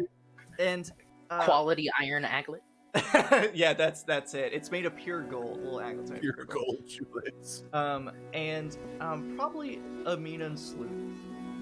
Looking at the people drinking and playing games, being rowdy, you can tell that they're not doing it for enjoyment or fun. They're here celebrating or anything. It's almost like they're doing it like a job or a chore. They're we gotta get blasted. You imagine probably because of just sheer misery. If they didn't, then who knows how off they would be. And so they're playing and having fun and drinking, but there's a weird determinants in it, or weird determination of having fun. And so Kamin, you sit down. Do you order anything to drink or eat or anything? Oh yeah, I'll get a beer, something light. I'm not trying to get sloshed, but whatever they're having. Awful beer. That's what everyone's having. And so you sit down, make yourself at home roughly. Copper piece buy-in. Didn't play the game. Conversation. So, what do you guys do around here other than throw coins at cups? So we play Pong. Make a dexterity check. Oh, boy. Am I proficient in throwing copper pieces? We'll say no for the purposes of this game. For a natural 2 for a 4. Rock bounces off the table down to the floor. The person sitting next to you glance over and you see that they have patchy, scraggly beard, very pale, almost green in tinted skin, like again, kind of sick. Patchy, almost bald head of hair, but you kind of get like, oh, they're too stubborn to just shave it, so it's just kind of weird and thin and gross looking. And he turns to look at you and says, "Not much to do around here, but drink, fish, play games. Trade to the Isles has been real low recently, so I haven't looked for other work." Any good catches of fish around? Any promising leads of other means of gainful employment? Oh God, not really. Well, what is gainful employment really? He takes a big swig. I mean, honestly, biggest bit of payout that I've had is catching fish for the taxidermist. She's a whiz with that kind of stuff. I mean, I'll admit it's a little weird, but she's willing to pay out for a decent rare fish or animal. Taxidermist. Interesting. What's is that a principal export of Driftchapel at this point? Do you get many people ordering taxidermy outside of the town? He kind of gestures to the opposite end of the bar, where you see Rosanna making drinks and cleaning, and mounted over the bar you see a fish on a plaque. Kind of lean and look, and you see that, like, engraved along the wooden plaque is the name Lavidia. Some people like to buy them for decorations, I guess, but sort of a weird hobbyist about it. Well, we all need our fixes to get through the day, right? And I'll hold up my drink and finish it. Drinks his. So, and at this point, he kind of turns away from the table, kind of leans, trying to garner any bit of privacy or trying to, like, level with you. I'll lean into it. Runs his hands through his thin hair. When he does like this, and like sea salt like flakes from his hands that he just rubbed out of his hair. What you hope is sea salt could very well just be dandruff. Flakes it out. You look down. It got on your shoe. Says, so I couldn't help but notice you. What brings you to this shithole? I push him. I'm new in town. I am gay. I haven't. I'll lean in a little deeper, run my hands through my own hair, not full of sea salt or dandruff. Well, that depends, sir. How much do you know about Driftchapel?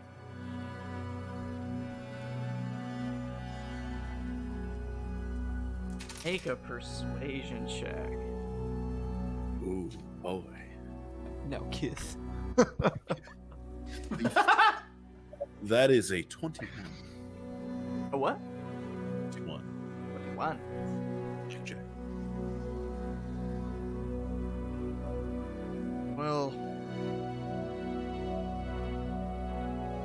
fairly new. New is relative. Been here for maybe 10 or so years. Mostly worked on ships, but like I said, tradesmen. And since I've had some more free time on my hands, you know, gainfully unemployed, I've had some chance to crawl the town a little bit. And the woman next to him, you see that she cuts her own hair with just some scissors, like clearly a bowl cut going on. Still that same kind of sickly looking pallor. reaches over, elbows him in the arm, and calls him a bum. And he says, "Now I ain't no bum. I'm still a working man, and you know." Hey, we're all bums in our own right.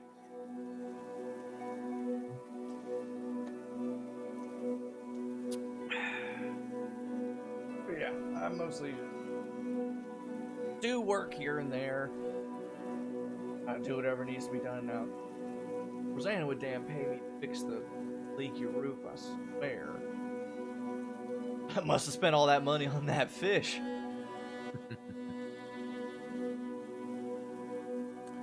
Little is rather interesting. The most popular place in town, and it doesn't seem to have a decent roof on it.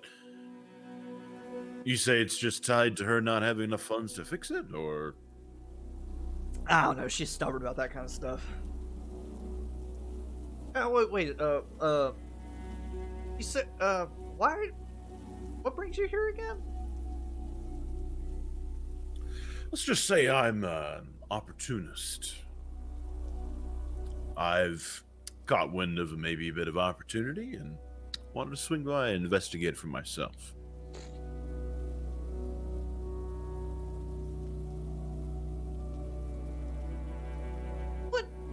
What opportunity are you finding?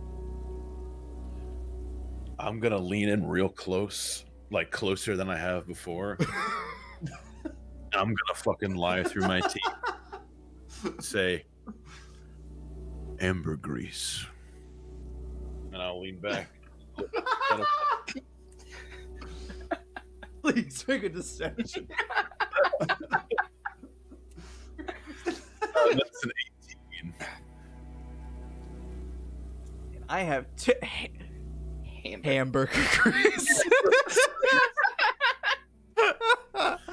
Oh man, Ambergris, the stuff that whales vomit up. exactly. Oh man, he is drunk. Yeah, And he with is. a natural one, Oh, he believes me. he believes you. Sorry to break it to you, but that ambergris trade from the Eggfield Isles is long gone. That's what they want you to think. I've got my sources, trust me.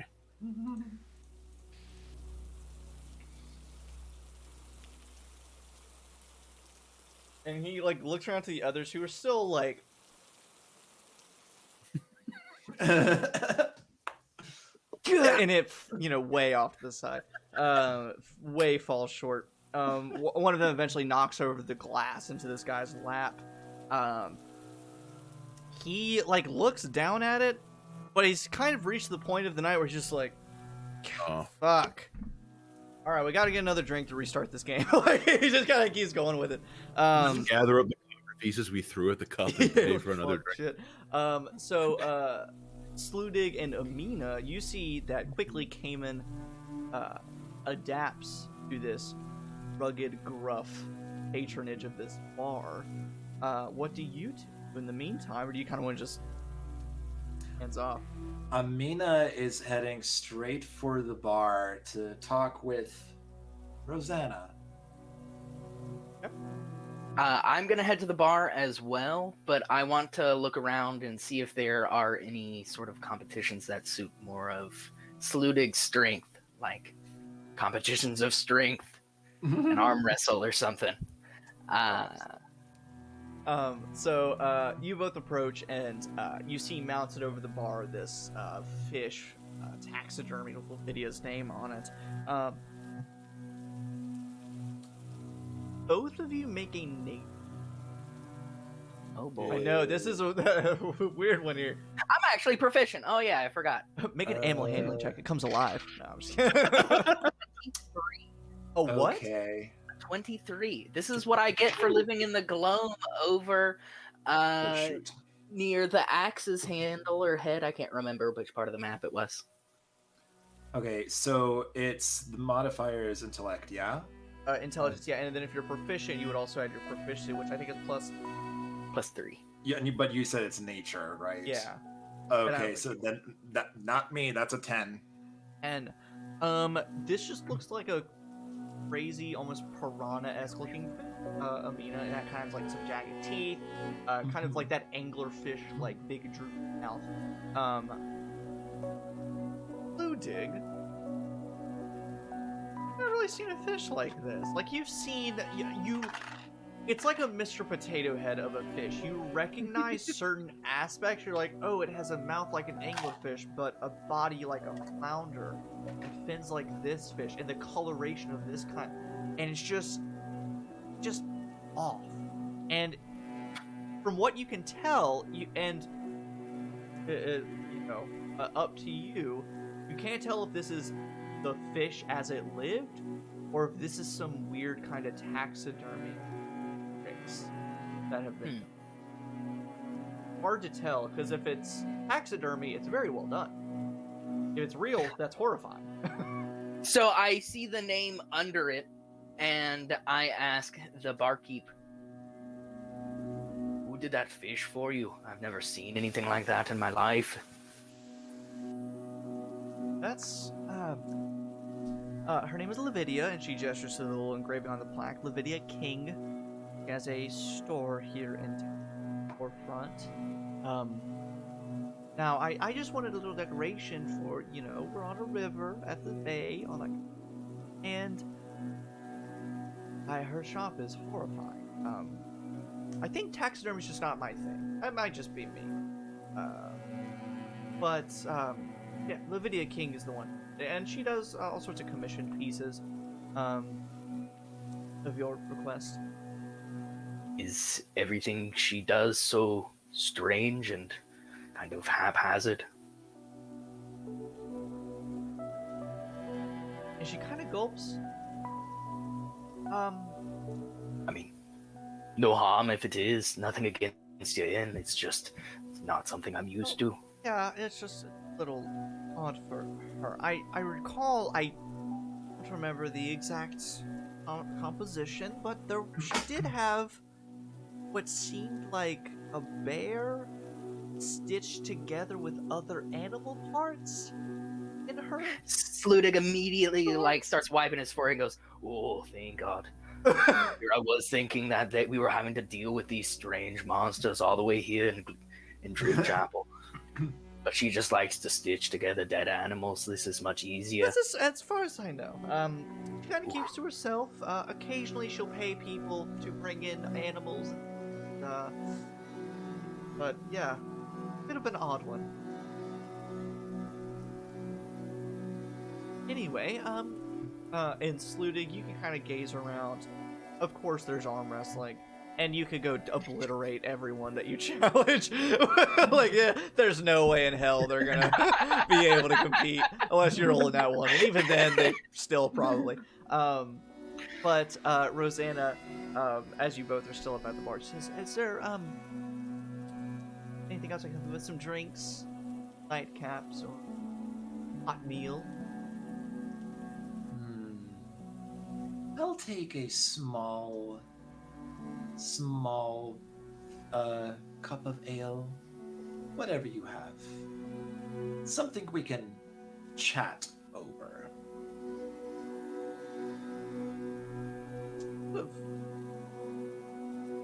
Sounds really not much for chat. Really?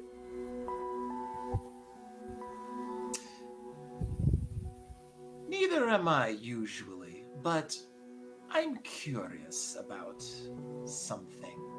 Something that seems amiss here.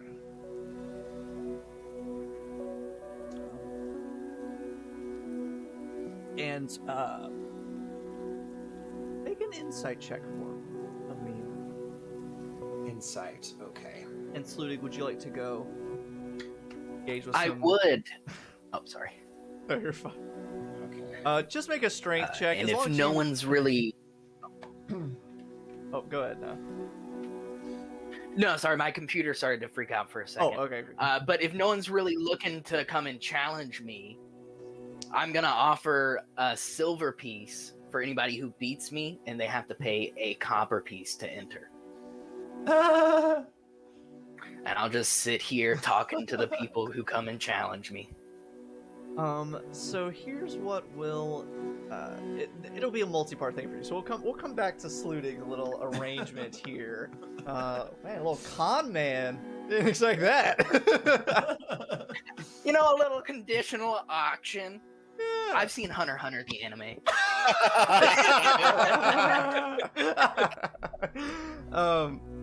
So Aminah, what is your insight? All right, so for that, it is also a 10. And you can tell you struck a chord. You clearly, it's talking about stuff that might be amiss. It apparently hit something in her, but can't tell if it's anxiety or just where, you're not sure. But Slutig, you depart and go about your on Aminah. You have Rosanna effectively all to yourself for the next. Fantastic. And I'm assuming at this point that she's probably served me the ale that I asked for. And so, tell me something. Why is it that the townsfolk in this tavern seem to have a strange disposition as opposed to yourself, who, from what I can gather, is happy and healthy as can be?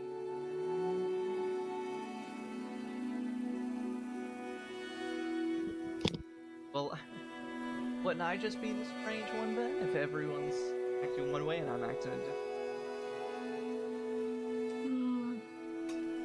I've never been one to blend in.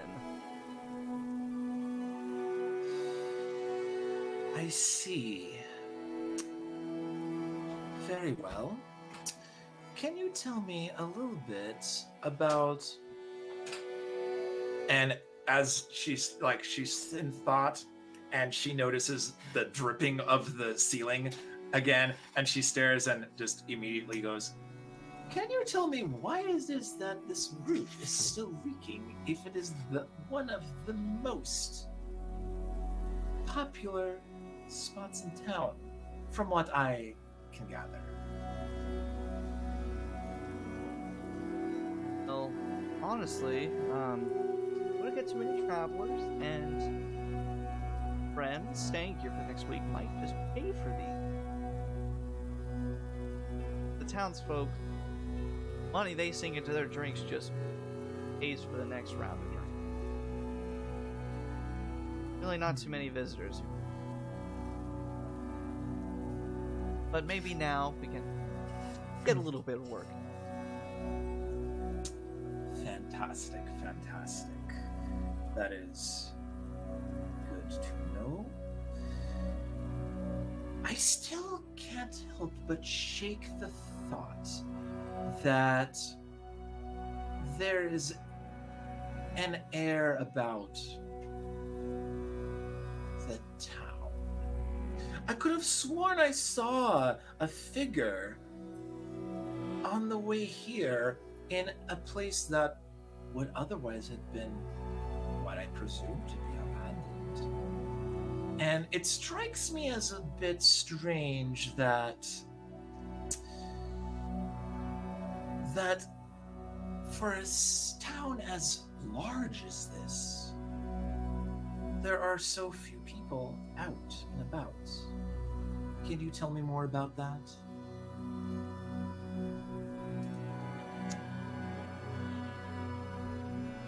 Persuasion check.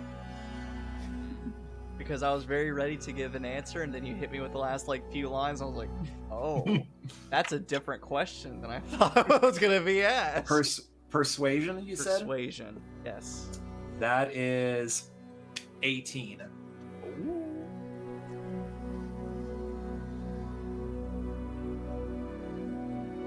Kind of leans.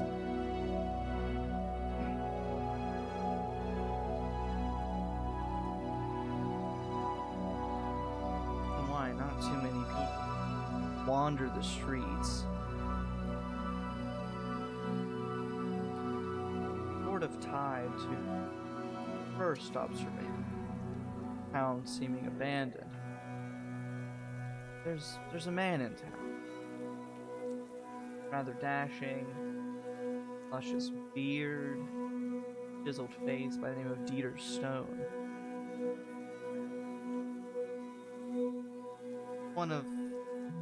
Because of the town's history, a lot of old buildings that no one lives in anymore, and he's taken up in one of those. And he's not the only one. There are plenty of other homeless and vagrants who have made their home in Driftchapel, at least for the time. I've never really seen.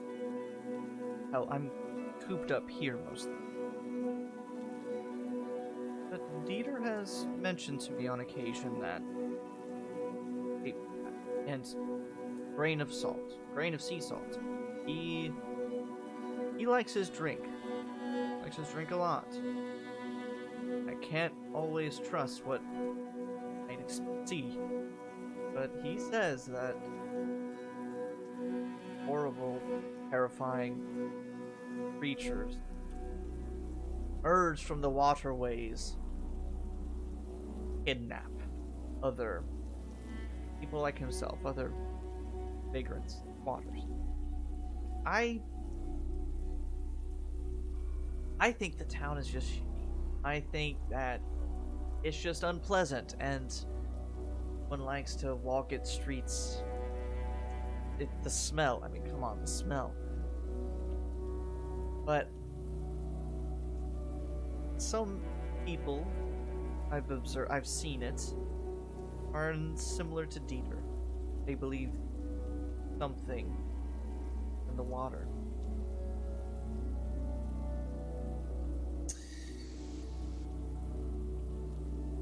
Very interesting. I appreciate the information. Perhaps I will take you up on that hot meal now. And keep in mind too that Aminah has like not even touched her drink at all. Perfectly stagnant sitting there. So and she gets your order again. Fish, root vegetables. Now, here's how we'll do this, Drew.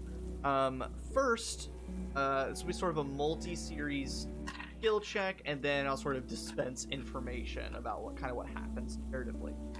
So first, make a strength check, and I'll sort of make a generic, or you can make athletics if you're, I assume. Okay. I am proficient. And I'll make sort of a vague counter roll for the population. Roll and their number drunk, one, so 17. And I've only had my one beer. What was almost high enough turned out to be a 3. They're mostly drunk and reckless. So that is a huge difference. So effectively, you keep your silver that you put down.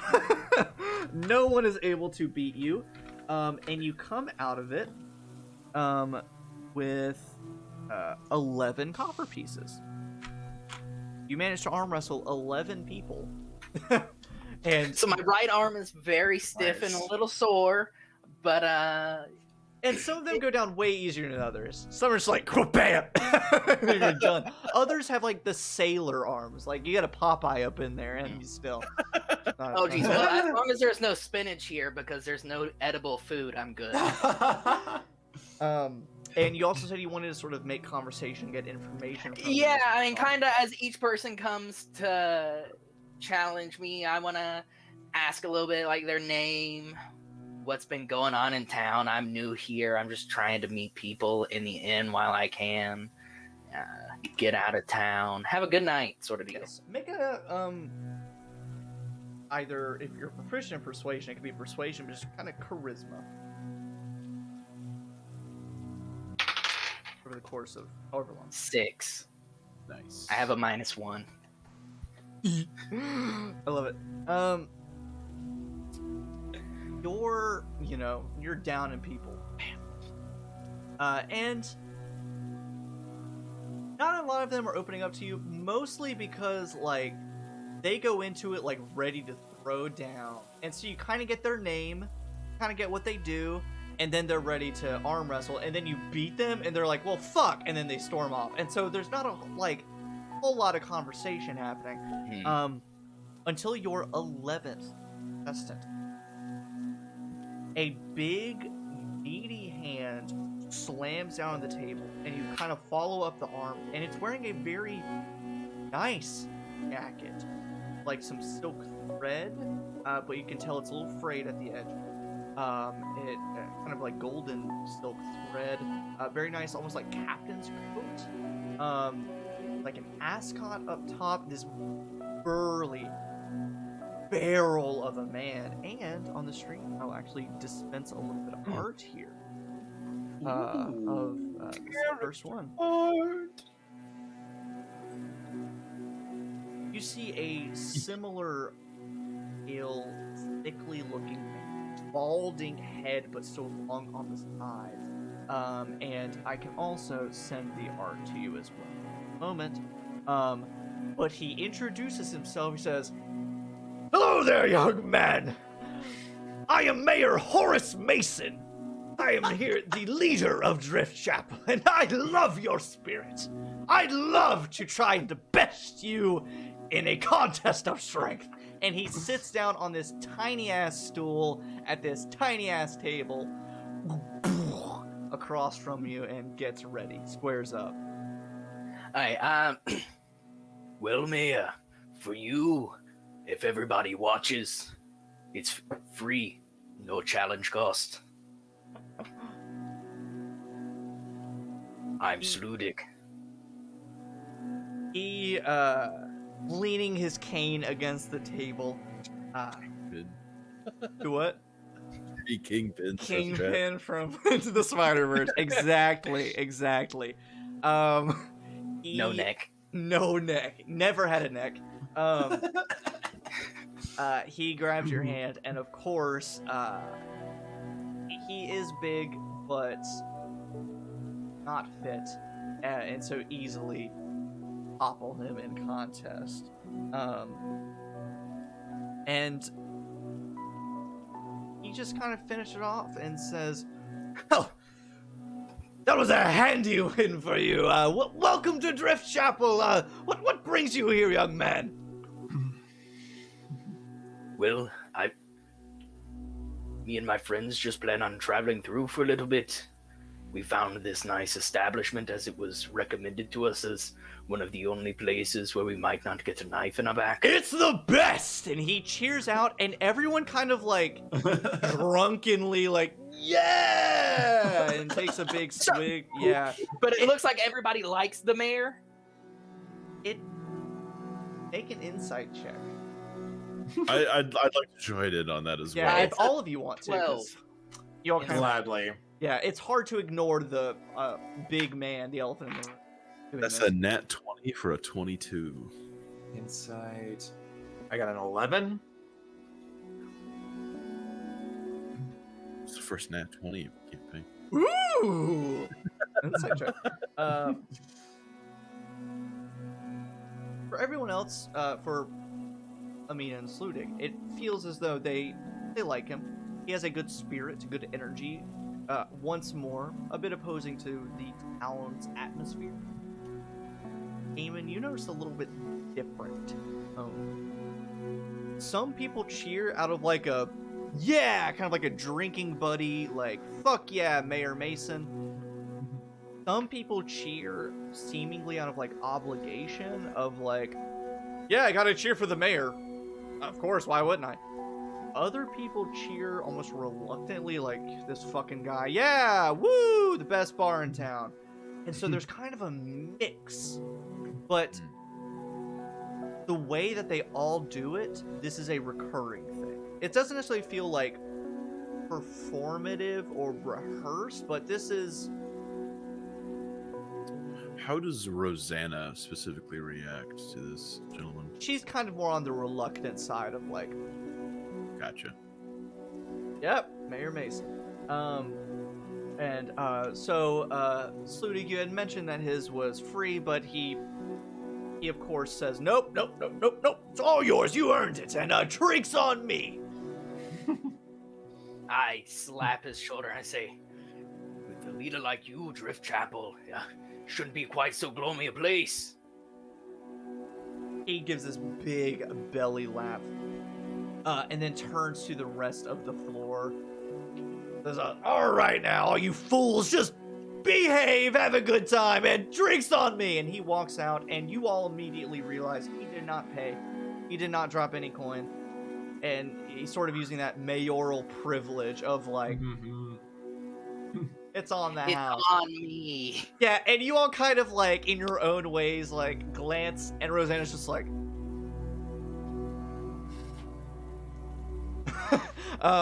But you finish your last bout. As far as information gathered, not a whole lot, but, of course, now you have made the mayor knows your name. The mayor... Can you repeat the mayor's name for me? I only got a little bit through writing it down. Horace Mason. As we see the line of people going to arm wrestle Sludig, I want to try and just mingle through and catch some of them on their downtrodden escape from him after losing, just to see if I can talk with him a little bit in their frustration and maybe get a little bit more information than they should be sharing.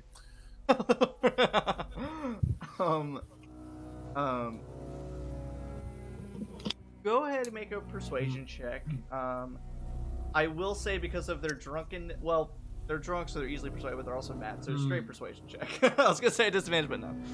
Ooh. That's a total of 9 for a natural 1. Oh no. The dice giveth, and the dice taketh away. So you're not able to gather too much information in their frustration. But also, by the time Horace Mason gets up and leaves and makes his exit, walking straight past him and entering in Rivermouth Inn is your friend, Peter Stone. Aminah, you hear the door swing open as Horace Mason leaves. You look over and see Dieter, and you glance back, and Rosanna has eyes. She sees Dieter come in, and she goes from being like, goddamn fucking mayor, coming in here, and she looks up and sees Dieter, and she's like, and immediately changes. And so he has eyes. And Dieter walks in. God damn it. Dieter walks in and sees all of you who have pretty much made yourselves at home. Kind of gives you all a nod, and then makes his way over to the bar where Aminah.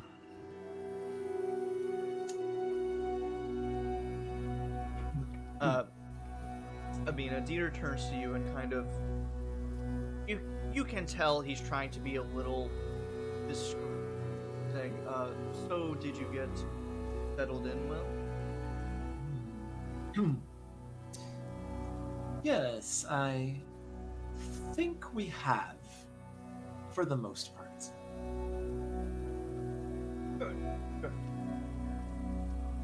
Turns, glances back. Sludig, who's finishing up collecting his... Kamin, who's finishing up talking to people. Then turns to Rosanna and says, these newcomers giving you trouble. And of course not. In here, and she gives him a nice little... Does he pay? Of course. He does not pay. Not at all.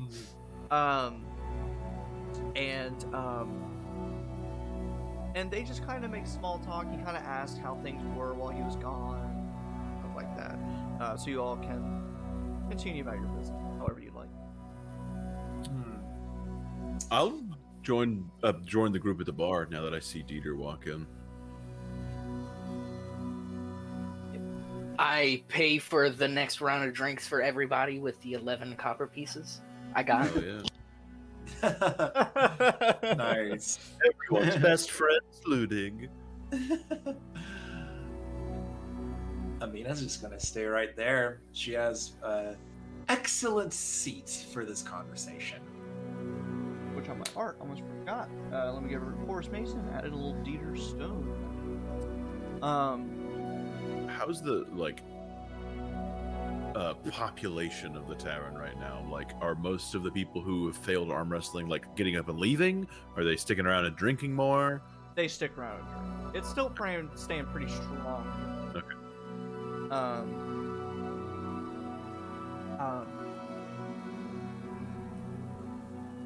And you all kind of gather up, and Dieter still making small talk, and it's sort of, you know, that kind of discreet code kind of small talk of like, you know, have you made any new friends? Have you, how was your rooms? And just trying to be like, you guys fucking okay? And no shit's been happening yet, kind of stuff. And eventually, you know, somebody passes out, throws up at their table, and Rosanna has to take her staff and go give them the old 1-2 jab, make sure they're not dead. When I see her get up to do that, I'll gesture to the staff and say like, I'll go knock him or wake him up. You enjoy your conversation. She willingly gives you the staff, and it's a pretty good staff. It seems like an heirloom of sorts. And you go over and But as I go over, I poke the guy or whoever it is. Just like as I'm like moving them with a stick, I want to just do a little like quick scan or survey. Do I see any kind of jewelry or iconography of the cultists that we saw before, or like maybe another barnacled ring that I have on my finger, or something like that? Make a perception check at disadvantage. Oh, I'm sure. That first roll was a 19. For 8.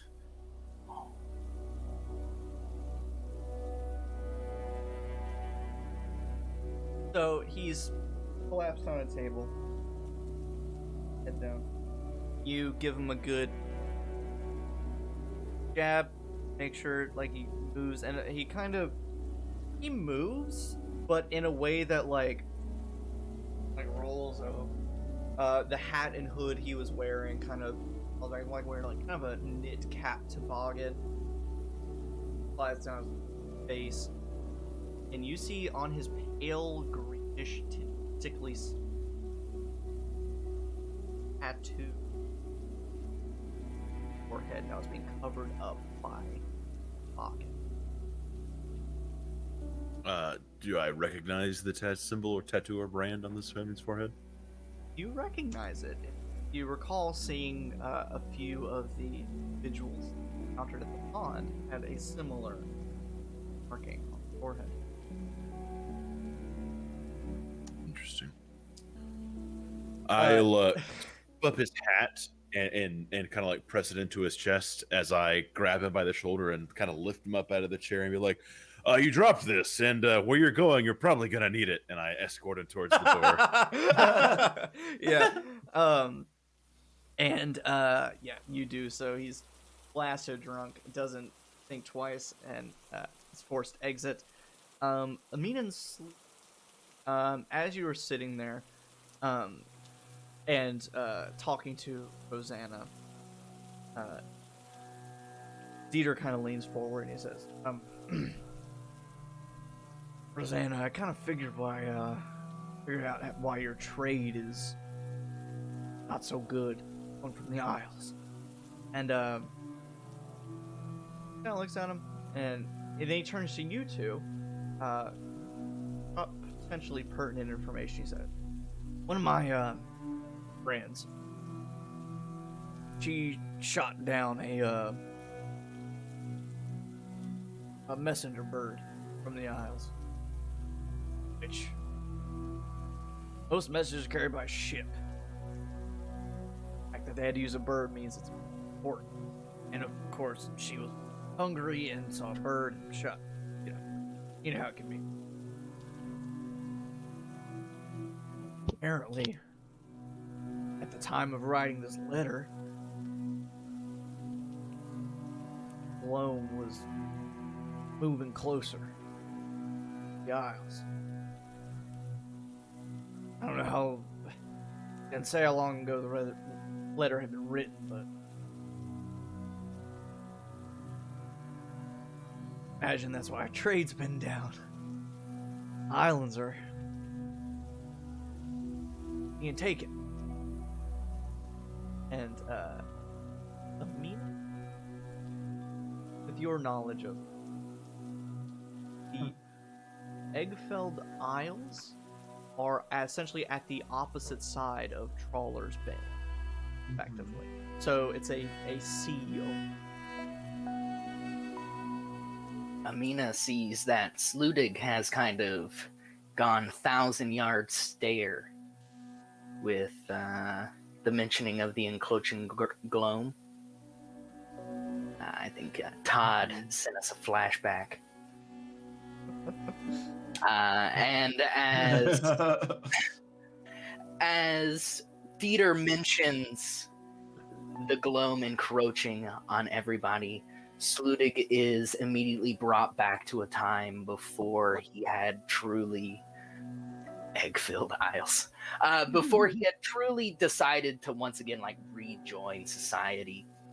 He's out on the outskirts of his village, and he has spent time away from many, many people. And he's hearing... Normally he hears the screams of animals through these wild lands and is fine with it and ignores it. But for the first time in about a decade, he hears the screams of what has to be human. And he hesitantly, at first, sneaks to see what is causing these screams. And when he gets to the scene, he sees the bodies of nearly half a dozen guard-looking people, lying on the ground, a strange beast in the midst of them, its form changing, growing almost, it's wrapped in shadows, and across from this beast and those piles of dead bodies, they see, or Sludig sees, two women, one who seems to be chanting in some ancient language, and it seems as though that language is the only thing seeming to turn this beast, and it kind of prowls and tries to get closer, but as the words get louder, the beast isn't able to get anywhere more near. But seeing as though the older woman is growing more tired as her chanting continues and begins to wane, Sludig realizes he has to help somehow, and he then rushes in with all of his might and begins grappling this creature. And for him, it feels like hours, as this creature is far beyond his might. But he holds it here until the ritual and its finishing words are completed, and by that time he's nearly blacked out from the exertion.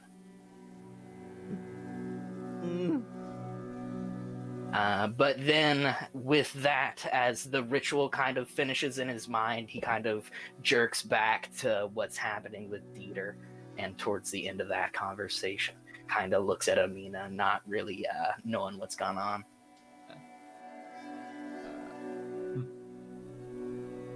So with that information, you can see that Rosanna's... I mean, she's not ruined by it, but clearly that's that. Moving closer and closer to Driftchapel. And you kind of get the vibes that she's not very much a superstitious woman, but it's... some things are undeniable. And so she's kind of at a loss and starts to just sort of, talking to herself, extrapolating, like, maybe I can get imports from... making all sorts of plans and things.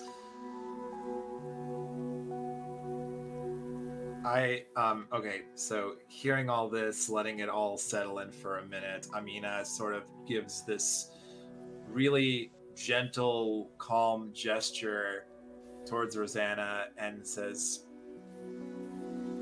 "Look, this thing is coming. know it. I know it. We all know it. Take yourself away from this place.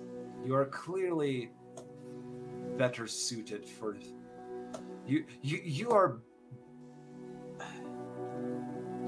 have so much potential, and I think it's wasted here.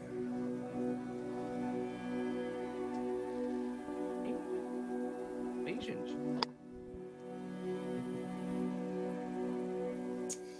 Persuasion. Oof. It's a 5. I greatly gesture. You can't just up and leave. I've worked too hard for this. I'll go down with the ship. That comes to that. Saluted pulls himself out from his ale when she says she'll go down with the ship, and he says, I don't think you know what you're talking about. I have seen the darkness that comes. If you want to be down with this ship, you will live and you will suffer past whatever you think death is. Ooh. Naked intimidation. That's not even persuasion. That's just scary. I'll walk up after he says that, hand her the big stick back, You're and like, be hey, like, I got you. I got him out for you. I got a 13 though. 13. Okay. But as I come back, kind of interrupting the situation, I want to get my companions' attention and get them to train their eye on the drunk gentleman now leaving the establishment. And I'll say, that gentleman over there might have a bit of an interesting story to tell. If you catch my drift. Chapel. Oh, he said it. He said the name of the game!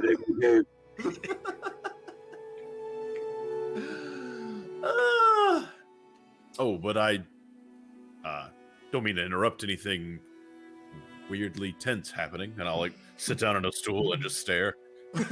Yeah, there's a little bit of tension happening.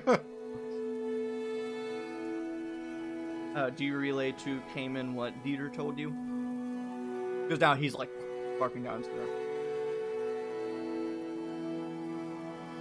Yeah, I leave that to Aminah because I kind of blacked out for about 2/3 of that.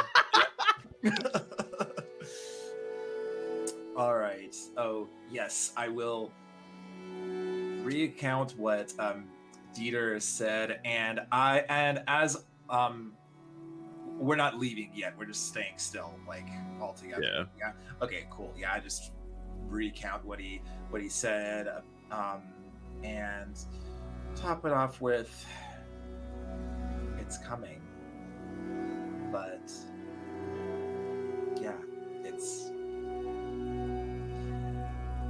it would be interesting to see what these islands possess, but it's far too dangerous of a trip. Forget I mentioned it. Kamin. Yeah. And I'll go ahead and grab the die. I that's why, I had this planned out, many days ago, this idea, and you sent me your backstory, and I was like, oh yeah, baby. boy. So Kamin, make a sanity roll for me with your now D8. D8. Got it. Yeah, one die size lower than it was the beginning of the session. Oh, So it's a 1 or a 2, right? 1 or a 2. 25% chance. 4. 4? Okay. So you're hearing this. This is going to be sort of the dichotomy of your sanity rolls. You're not really affected. Simultaneously, no new memories are conjured from it. And so you hear about the encroaching Gloam. Of course, that's bad. Horrible. Horrible. Yeah, it's awful. And Dieter's scarfing down his food, and what's next for you guys? Guy that got thrown out. Oh yeah, I'll lean and be like, the fellow over there had a interesting brand on his forehead, a little too similar to this, and I'll gesture again to the ring. maybe worth tailing. We don't want to go and do it. I've got a friend who can keep an eye on him, but Any. yeah, 5 exactly.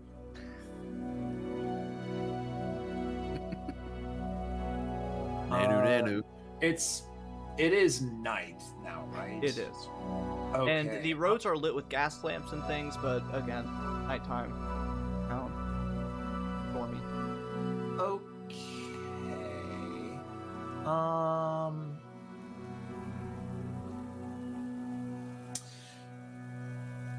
I think it would. Perhaps it would be interesting to see who this gentleman is. If he's anything like what we've encountered before, it most certainly will reveal something. At the very least, we'll know where he dwells and maybe gather some more information off of that. But it's a lead. It's better than we've gotten anything so far. Sludig turns to Kamin and he asks, "Is it that, Mark?" From what I gathered, yes. Well, if you think Malachi is Malachi, right? If you think he can keep an eye on it, it's probably best to leave it to him until I have to deal with him, that is. Yes, of course. And I'll just like lean on the bar for a second, start sipping my drink. But then those close enough to Kamin would see his eyes just kind of cloud over for a moment, just like milky white clouding over his eyes. And I will awaken inside Malachi, who's like asleep on a blanket. Like, wake up! And I'll tell him to telekinetic eye ray open the window and float out, and I'll guide him around until I find this guy stumbling through the streets and just having to like hover up in the between buildings around, following him. I love it. First, make a stealth check, and I'm gonna go pee real fast. Toilet cat.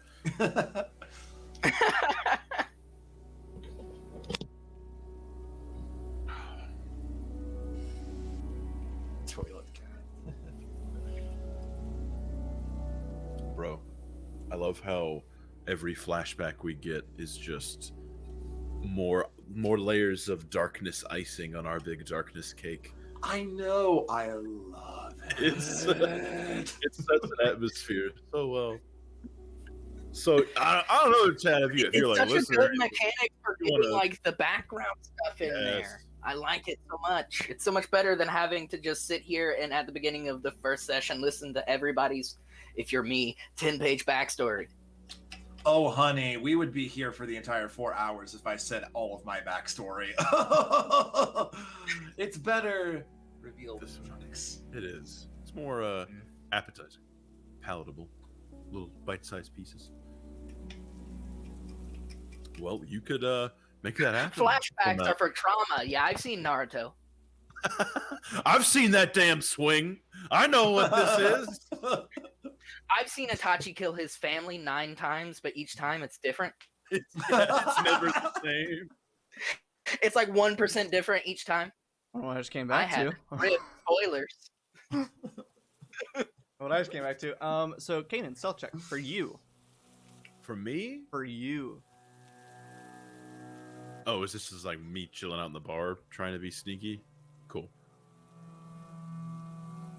That is a 18.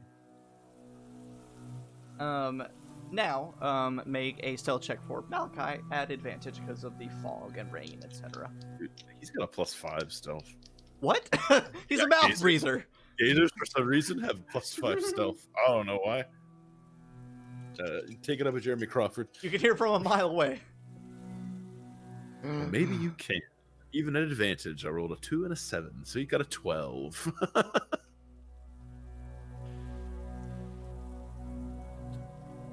Now, this is really the deciding thing. Make a perception check at disadvantage. Because of the fog, etc. The bog. He does have dark vision, if that plays any level of effect to it. perception. He also has perception at a +4. I would hope so with 5 eyes. You'd think, right? Okay. Dirty 20. Okay. Oh, wait. Disadvantage? Yes. Yes. Dirty 20. Wait. So he floats his way through the rooftops, staying out of sight, staying above the fog, following this staggering figure through the streets of Driftchapel, until eventually he comes to one of those sort of tightly closed row houses. Stumbles up, opens the door, it's not locked, and walks inside. Would you want Malachi to look through windows, if there are still like standing windows, peer through those, or just kind of like leave it be? No, I'll give a cursory glance through a window, not like an eye stalk peers over, not like the whole beach ball. Make another perception check for me. Still a disadvantage. This one is a 10. 10. Takes a little while to find a usable space to look through. Most of it's kind of boarded up or clouded over with dust. And eventually the room you find, it's a ramshackle kitchen that's not used. And you don't see the person walking. But you have the house there. Yeah. So I'll mental picture of the home, and then I will just tell Malachi to go back to his room and enjoy a nice sleep. Yeah. He kind of does a little beach ball bouncing across some of the rooftops on his way over.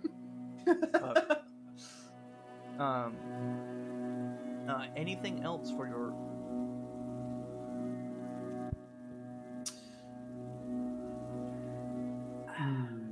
Absolute's gonna have a second and a third ale. Living past traumas, but then I think he's gonna call it an early one. Mm-hmm. Go to bed. Locking my string lock. Rechecking my window to make sure that it's unsealed, because why bother? All right. As people are sort of drifting away, and Aminah can ask one more question, she pulls out the vial with the sealed wax and a label that reads Agnes Wood, Artist of Driftchapel, the very same one that we gathered from session 0. She pulls it out and basically asks, Agnes Wood, the Artist of Driftchapel, does that name sound familiar? Yeah. Recently, in the past few years, an old Protesterium sent Agnes serve here. Sort of a resident alchemist. Yes, mostly she's been making sleeping agents and things for people. But don't really hear from her too much. But people can still go get stuff from her. Help. Fantastic. And Aminah will basically just ask generally where she can be found, and some guiding how do we find her? And so she kind of confirms your hunch of her being on the north side. She's always kind of brewing stuff, and so that's the nicer part of the town, just because it doesn't smell like absolute butt all the time. And from what people know is Agnes kind of has that work ethic going on, where she is working sun up, sun down all the time. Mm-hmm. And so pretty much as long as you go to her between 8 a.m. 8 p.m. she's available to help. All right, good to know. And with that, is Deer still there? Yeah. Is he still honking down on food? Honking down on food, honking down on drink. All right, cool. As as Aminah gets up, like she's barely touched her drink and barely like touched anything because like, well, y'all know the mechanics of how that would work. She basically slides over everything that she hasn't like touched food or drink wise, like as she's walking away, hands it to Dieter and is like, don't go too far, and goes up to her room. Kamin, he turns to you like, is she... I mean, I'm gonna do it. I'm horrified of her, but I don't. I don't know if that was an invitation or a warning, a threat. And when you say invitation, Rosanna, like. But as Aminah leaves, and I'm assuming the tavern is slowly shutting down, I'll lean in the bar a little bit, and I'm just like, so that Horace fellow, the mayor, what's the real story going on there? Man's blind. I mean, not like actually blind, but he's convinced that the town is fine and it's just invulnerable to the Gloam and horrors and whatever else might lurk out there. He thinks this is all hunky-dory good. So no semblance of taking this threat seriously. Yeah. That's dangerous. I'm sure you two know that. Oh, already. we never got along, ever. So, surely, I mean, at this point, the mayor's a figurehead. He's the politician. Who's the real people's leader around here?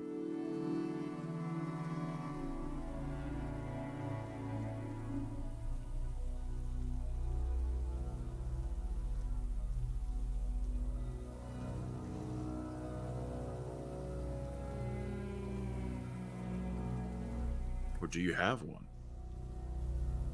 I don't think there is one.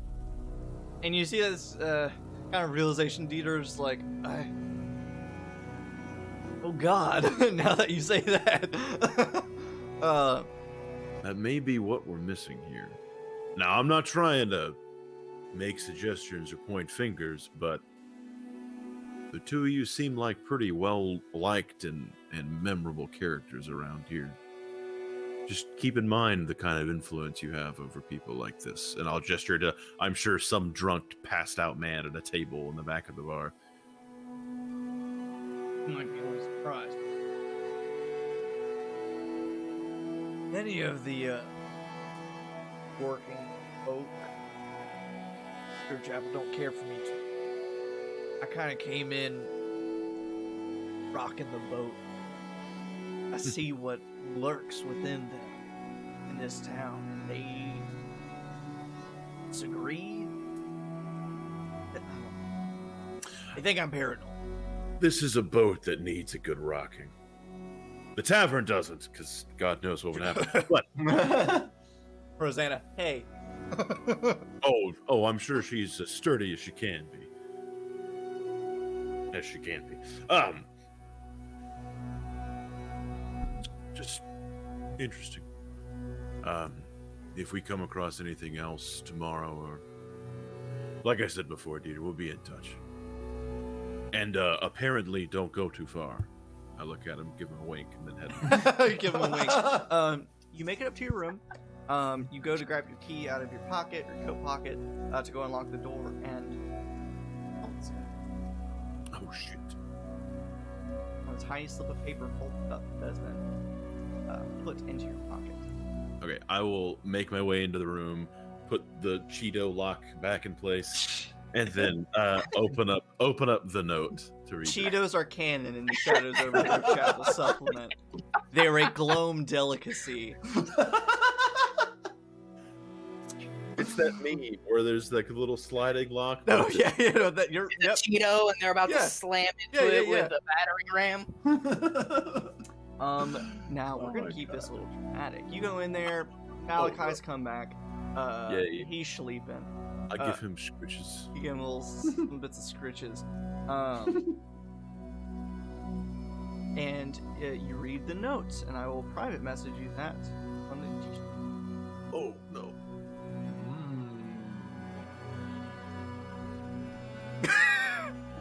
And I will go ahead and ask Kamin to oblige.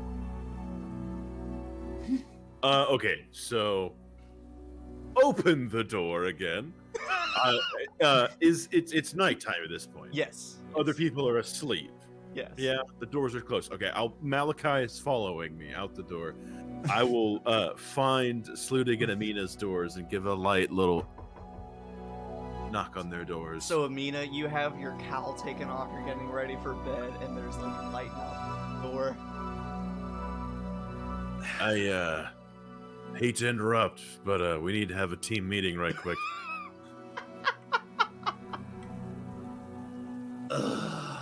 She just lets out an exasperated sigh and starts redoing everything as quickly as she possibly can. And as soon as she steps out, she's like, "What?" And I'll hold up the note. So, pause. In our session 0, when they encountered some of these strange followers of this goddess, Kamin, using his silver tongue and just absolute personality and his innate abilities, took on a more aquatic cephalopod form, tentacles and aquatic currents, in front of these followers of this aquatic evil deity. Through his persuasion, he convinced them that this person leading them was false and presented himself as this, born person of the sea.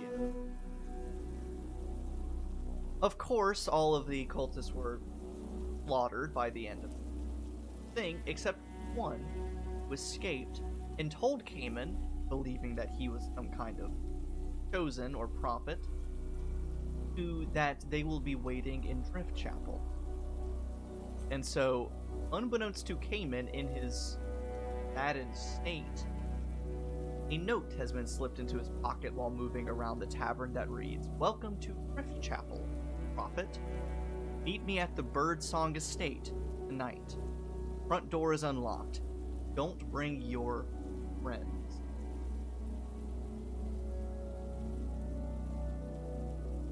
That is what. Oh no, yeah. I'll wake up Sludig as well. Show them both the note. So Sludig, you're a couple beers deep. You're ready. You're about to get that beer sleep going, and you get woken up. I'm still like 3 beers in for a 250-pound Okay, that's guy. fair. That's Like, nothing. starting on that cap. Nothing.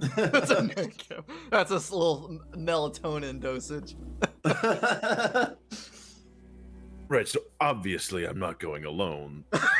But I mean, this is by far the best lead we've gotten. Don't you think it's a little odd that none of us noticed that get slipped into your pocket?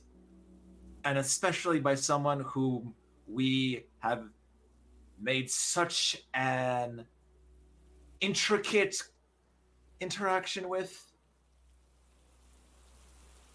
Yes, it's extremely odd. I was hoping you two would have a little bit more insight on that. I could see I'm mistaken.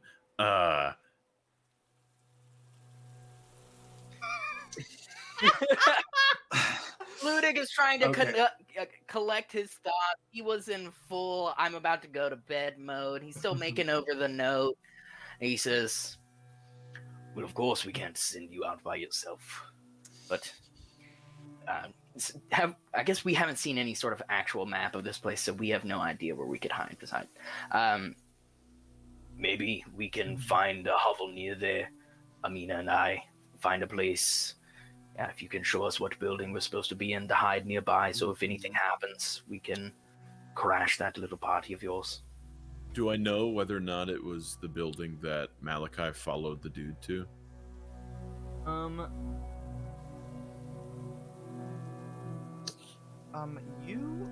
All of you, go and make an intelligence. Oh boy.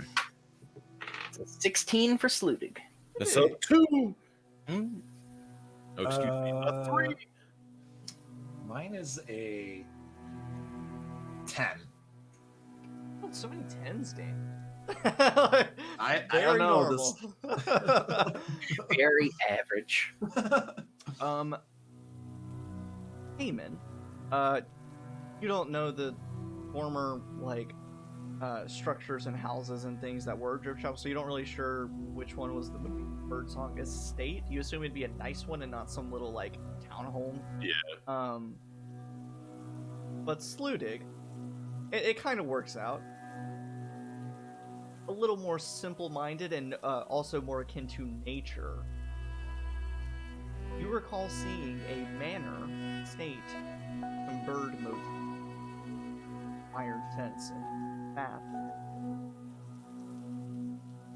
You're like, oh, birds. That might be it. So I describe the building to Kamin to see if it's the building he's talking about. And it's not. No, that'd be a different one. But I like your gathering a hell of a lot more than I like mine. I mean, I can try and send Malachi out and do some forward scouting before we get there. Maybe find a place for you guys to bunker down before I get there. That sounds like a good plan. Malachi might be able to get there a little bit less notice than someone as big as me.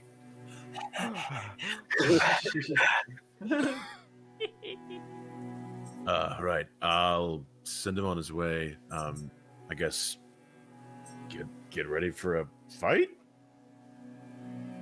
Hopefully not, but probably. So you, after first night in a warm bed, drinks in your stomach, hot meals, good conversation, some nice games,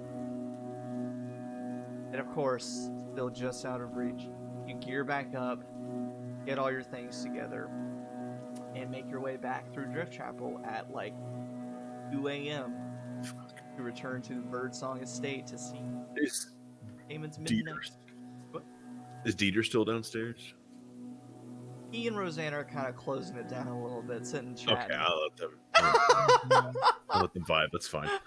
We might die, but I'd rather them fall in love. That way, when I Someone come back deserves as my second character, I can play Dieter and Rosanna's love child.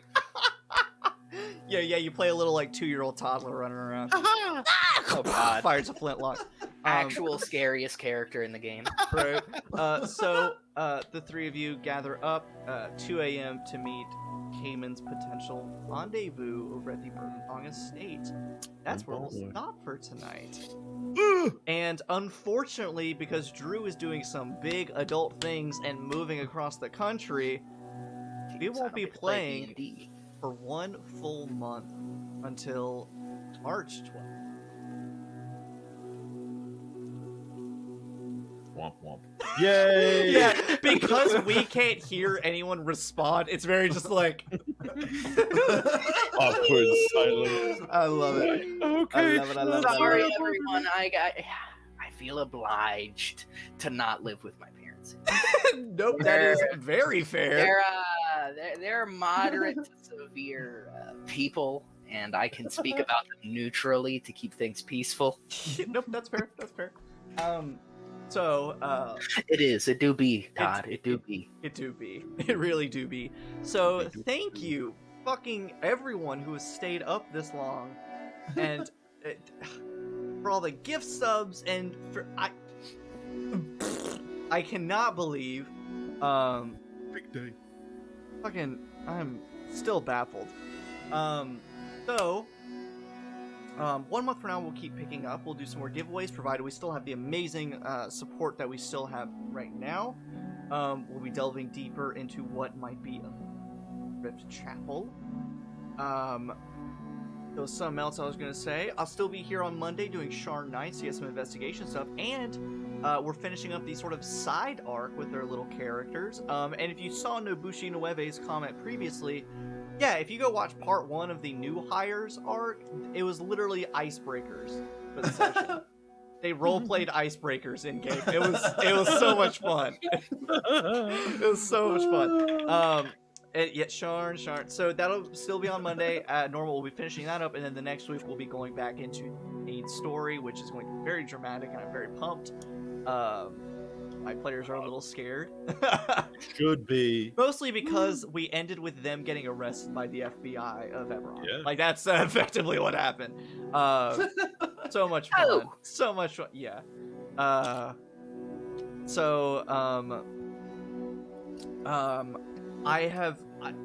gonna, now that this is getting started, I feel a little bit better about my schedule, because this has been something I've been really like ready, itching for. And now that it's happening, a little more relaxed. Itchy. And I now have a bank of one-shot ideas I want to throw together. Thank you to our raiders and all the people that got involved. Now I need to do a game of drawers one-shot where you all play utensils in big Game of Thrones-esque conflicts. That's on my list of one-shots I gotta do, so thank you all for that idea. It was amazing. So yes, I don't know what else to say. Just thank you, everyone. Follow me on Twitter for some more updates.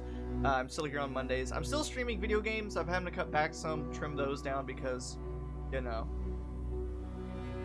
life. Beauty and the Beast, Civil War, Chopstick Alliance.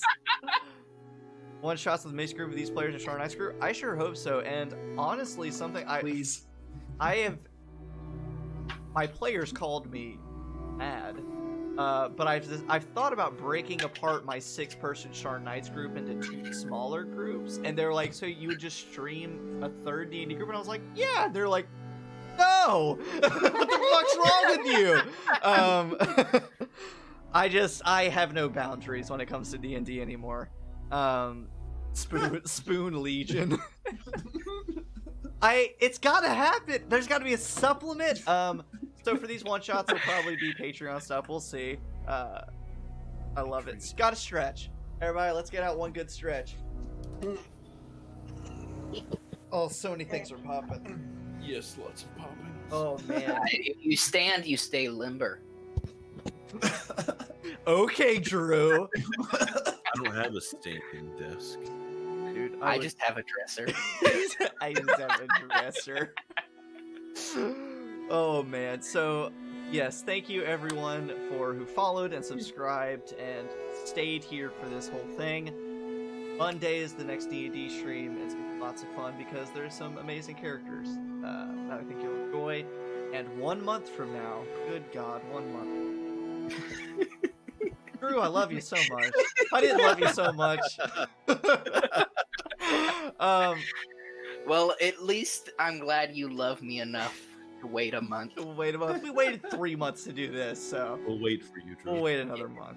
And maybe we can chat a little bit more in the meantime and do some more stuff. Any hoozle. Thank you guys, my players. So much fun. Amazing first stream session. It's really you. It's you guys. I show up with an index card and say stuff. But Hey man, but without you, we wouldn't have some fancy dancy Twitch stream. We'd just be playing lame-o D&D. lame-o you heard it here first, folks. Basically, anyone who's not streaming D&D, you're lame. That's what. Nah, dude. Well, years I played lame-o D&D, not recording it or streaming it. So many, too many. So many. Not So enough. much fun. That's not enough.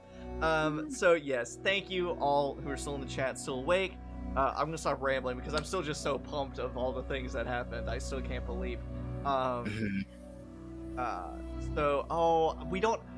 we have the thing for Sharn Knights that we say, and I was getting very amped up to say it, but we need our own.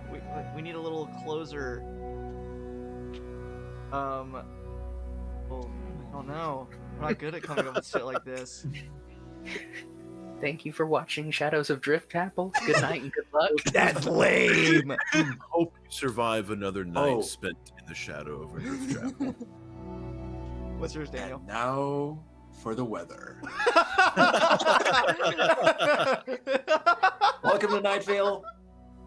Yeah, Cold welcome to night. and rain. Next time on Yeah, SOD. come see what the weather's like next time. Oh god, I love it. I was thinking about asking one of you what like your greatest fear is, but that's a little too for. My characters or Bradley's greatest fear? I was going to say, like, yeah, that would be. That's a little very too much. different. That's a little too much. I Yeah, remember- when Ian's trying to ask us for our top 3 favorite fears specifically so he can use it against us in Cthulhu. Yes, our friend Ian Yeah, DM great or idea. GM's Cthulhu, and he asked us like, oh, like what are your like fears? Like, what do you like hate and loathe and fear? And we were like, oh, our characters or us? He was like, you guys. I said, because you want to avoid them so as not to traumatize us in game. And he was like, no. I'm like, "Ah, damn it. Well, oh man. All right. Yeah, I think I'm gonna go with Daniel's for this week. We'll choose. We'll try a new one out each week. That's what that wonderful radio. Actually, yeah, we'll do that. We'll put Bradley in the spotlight as our little radio show voice. So Bradley, how's the weather out there? What? All right, see you next month, folks.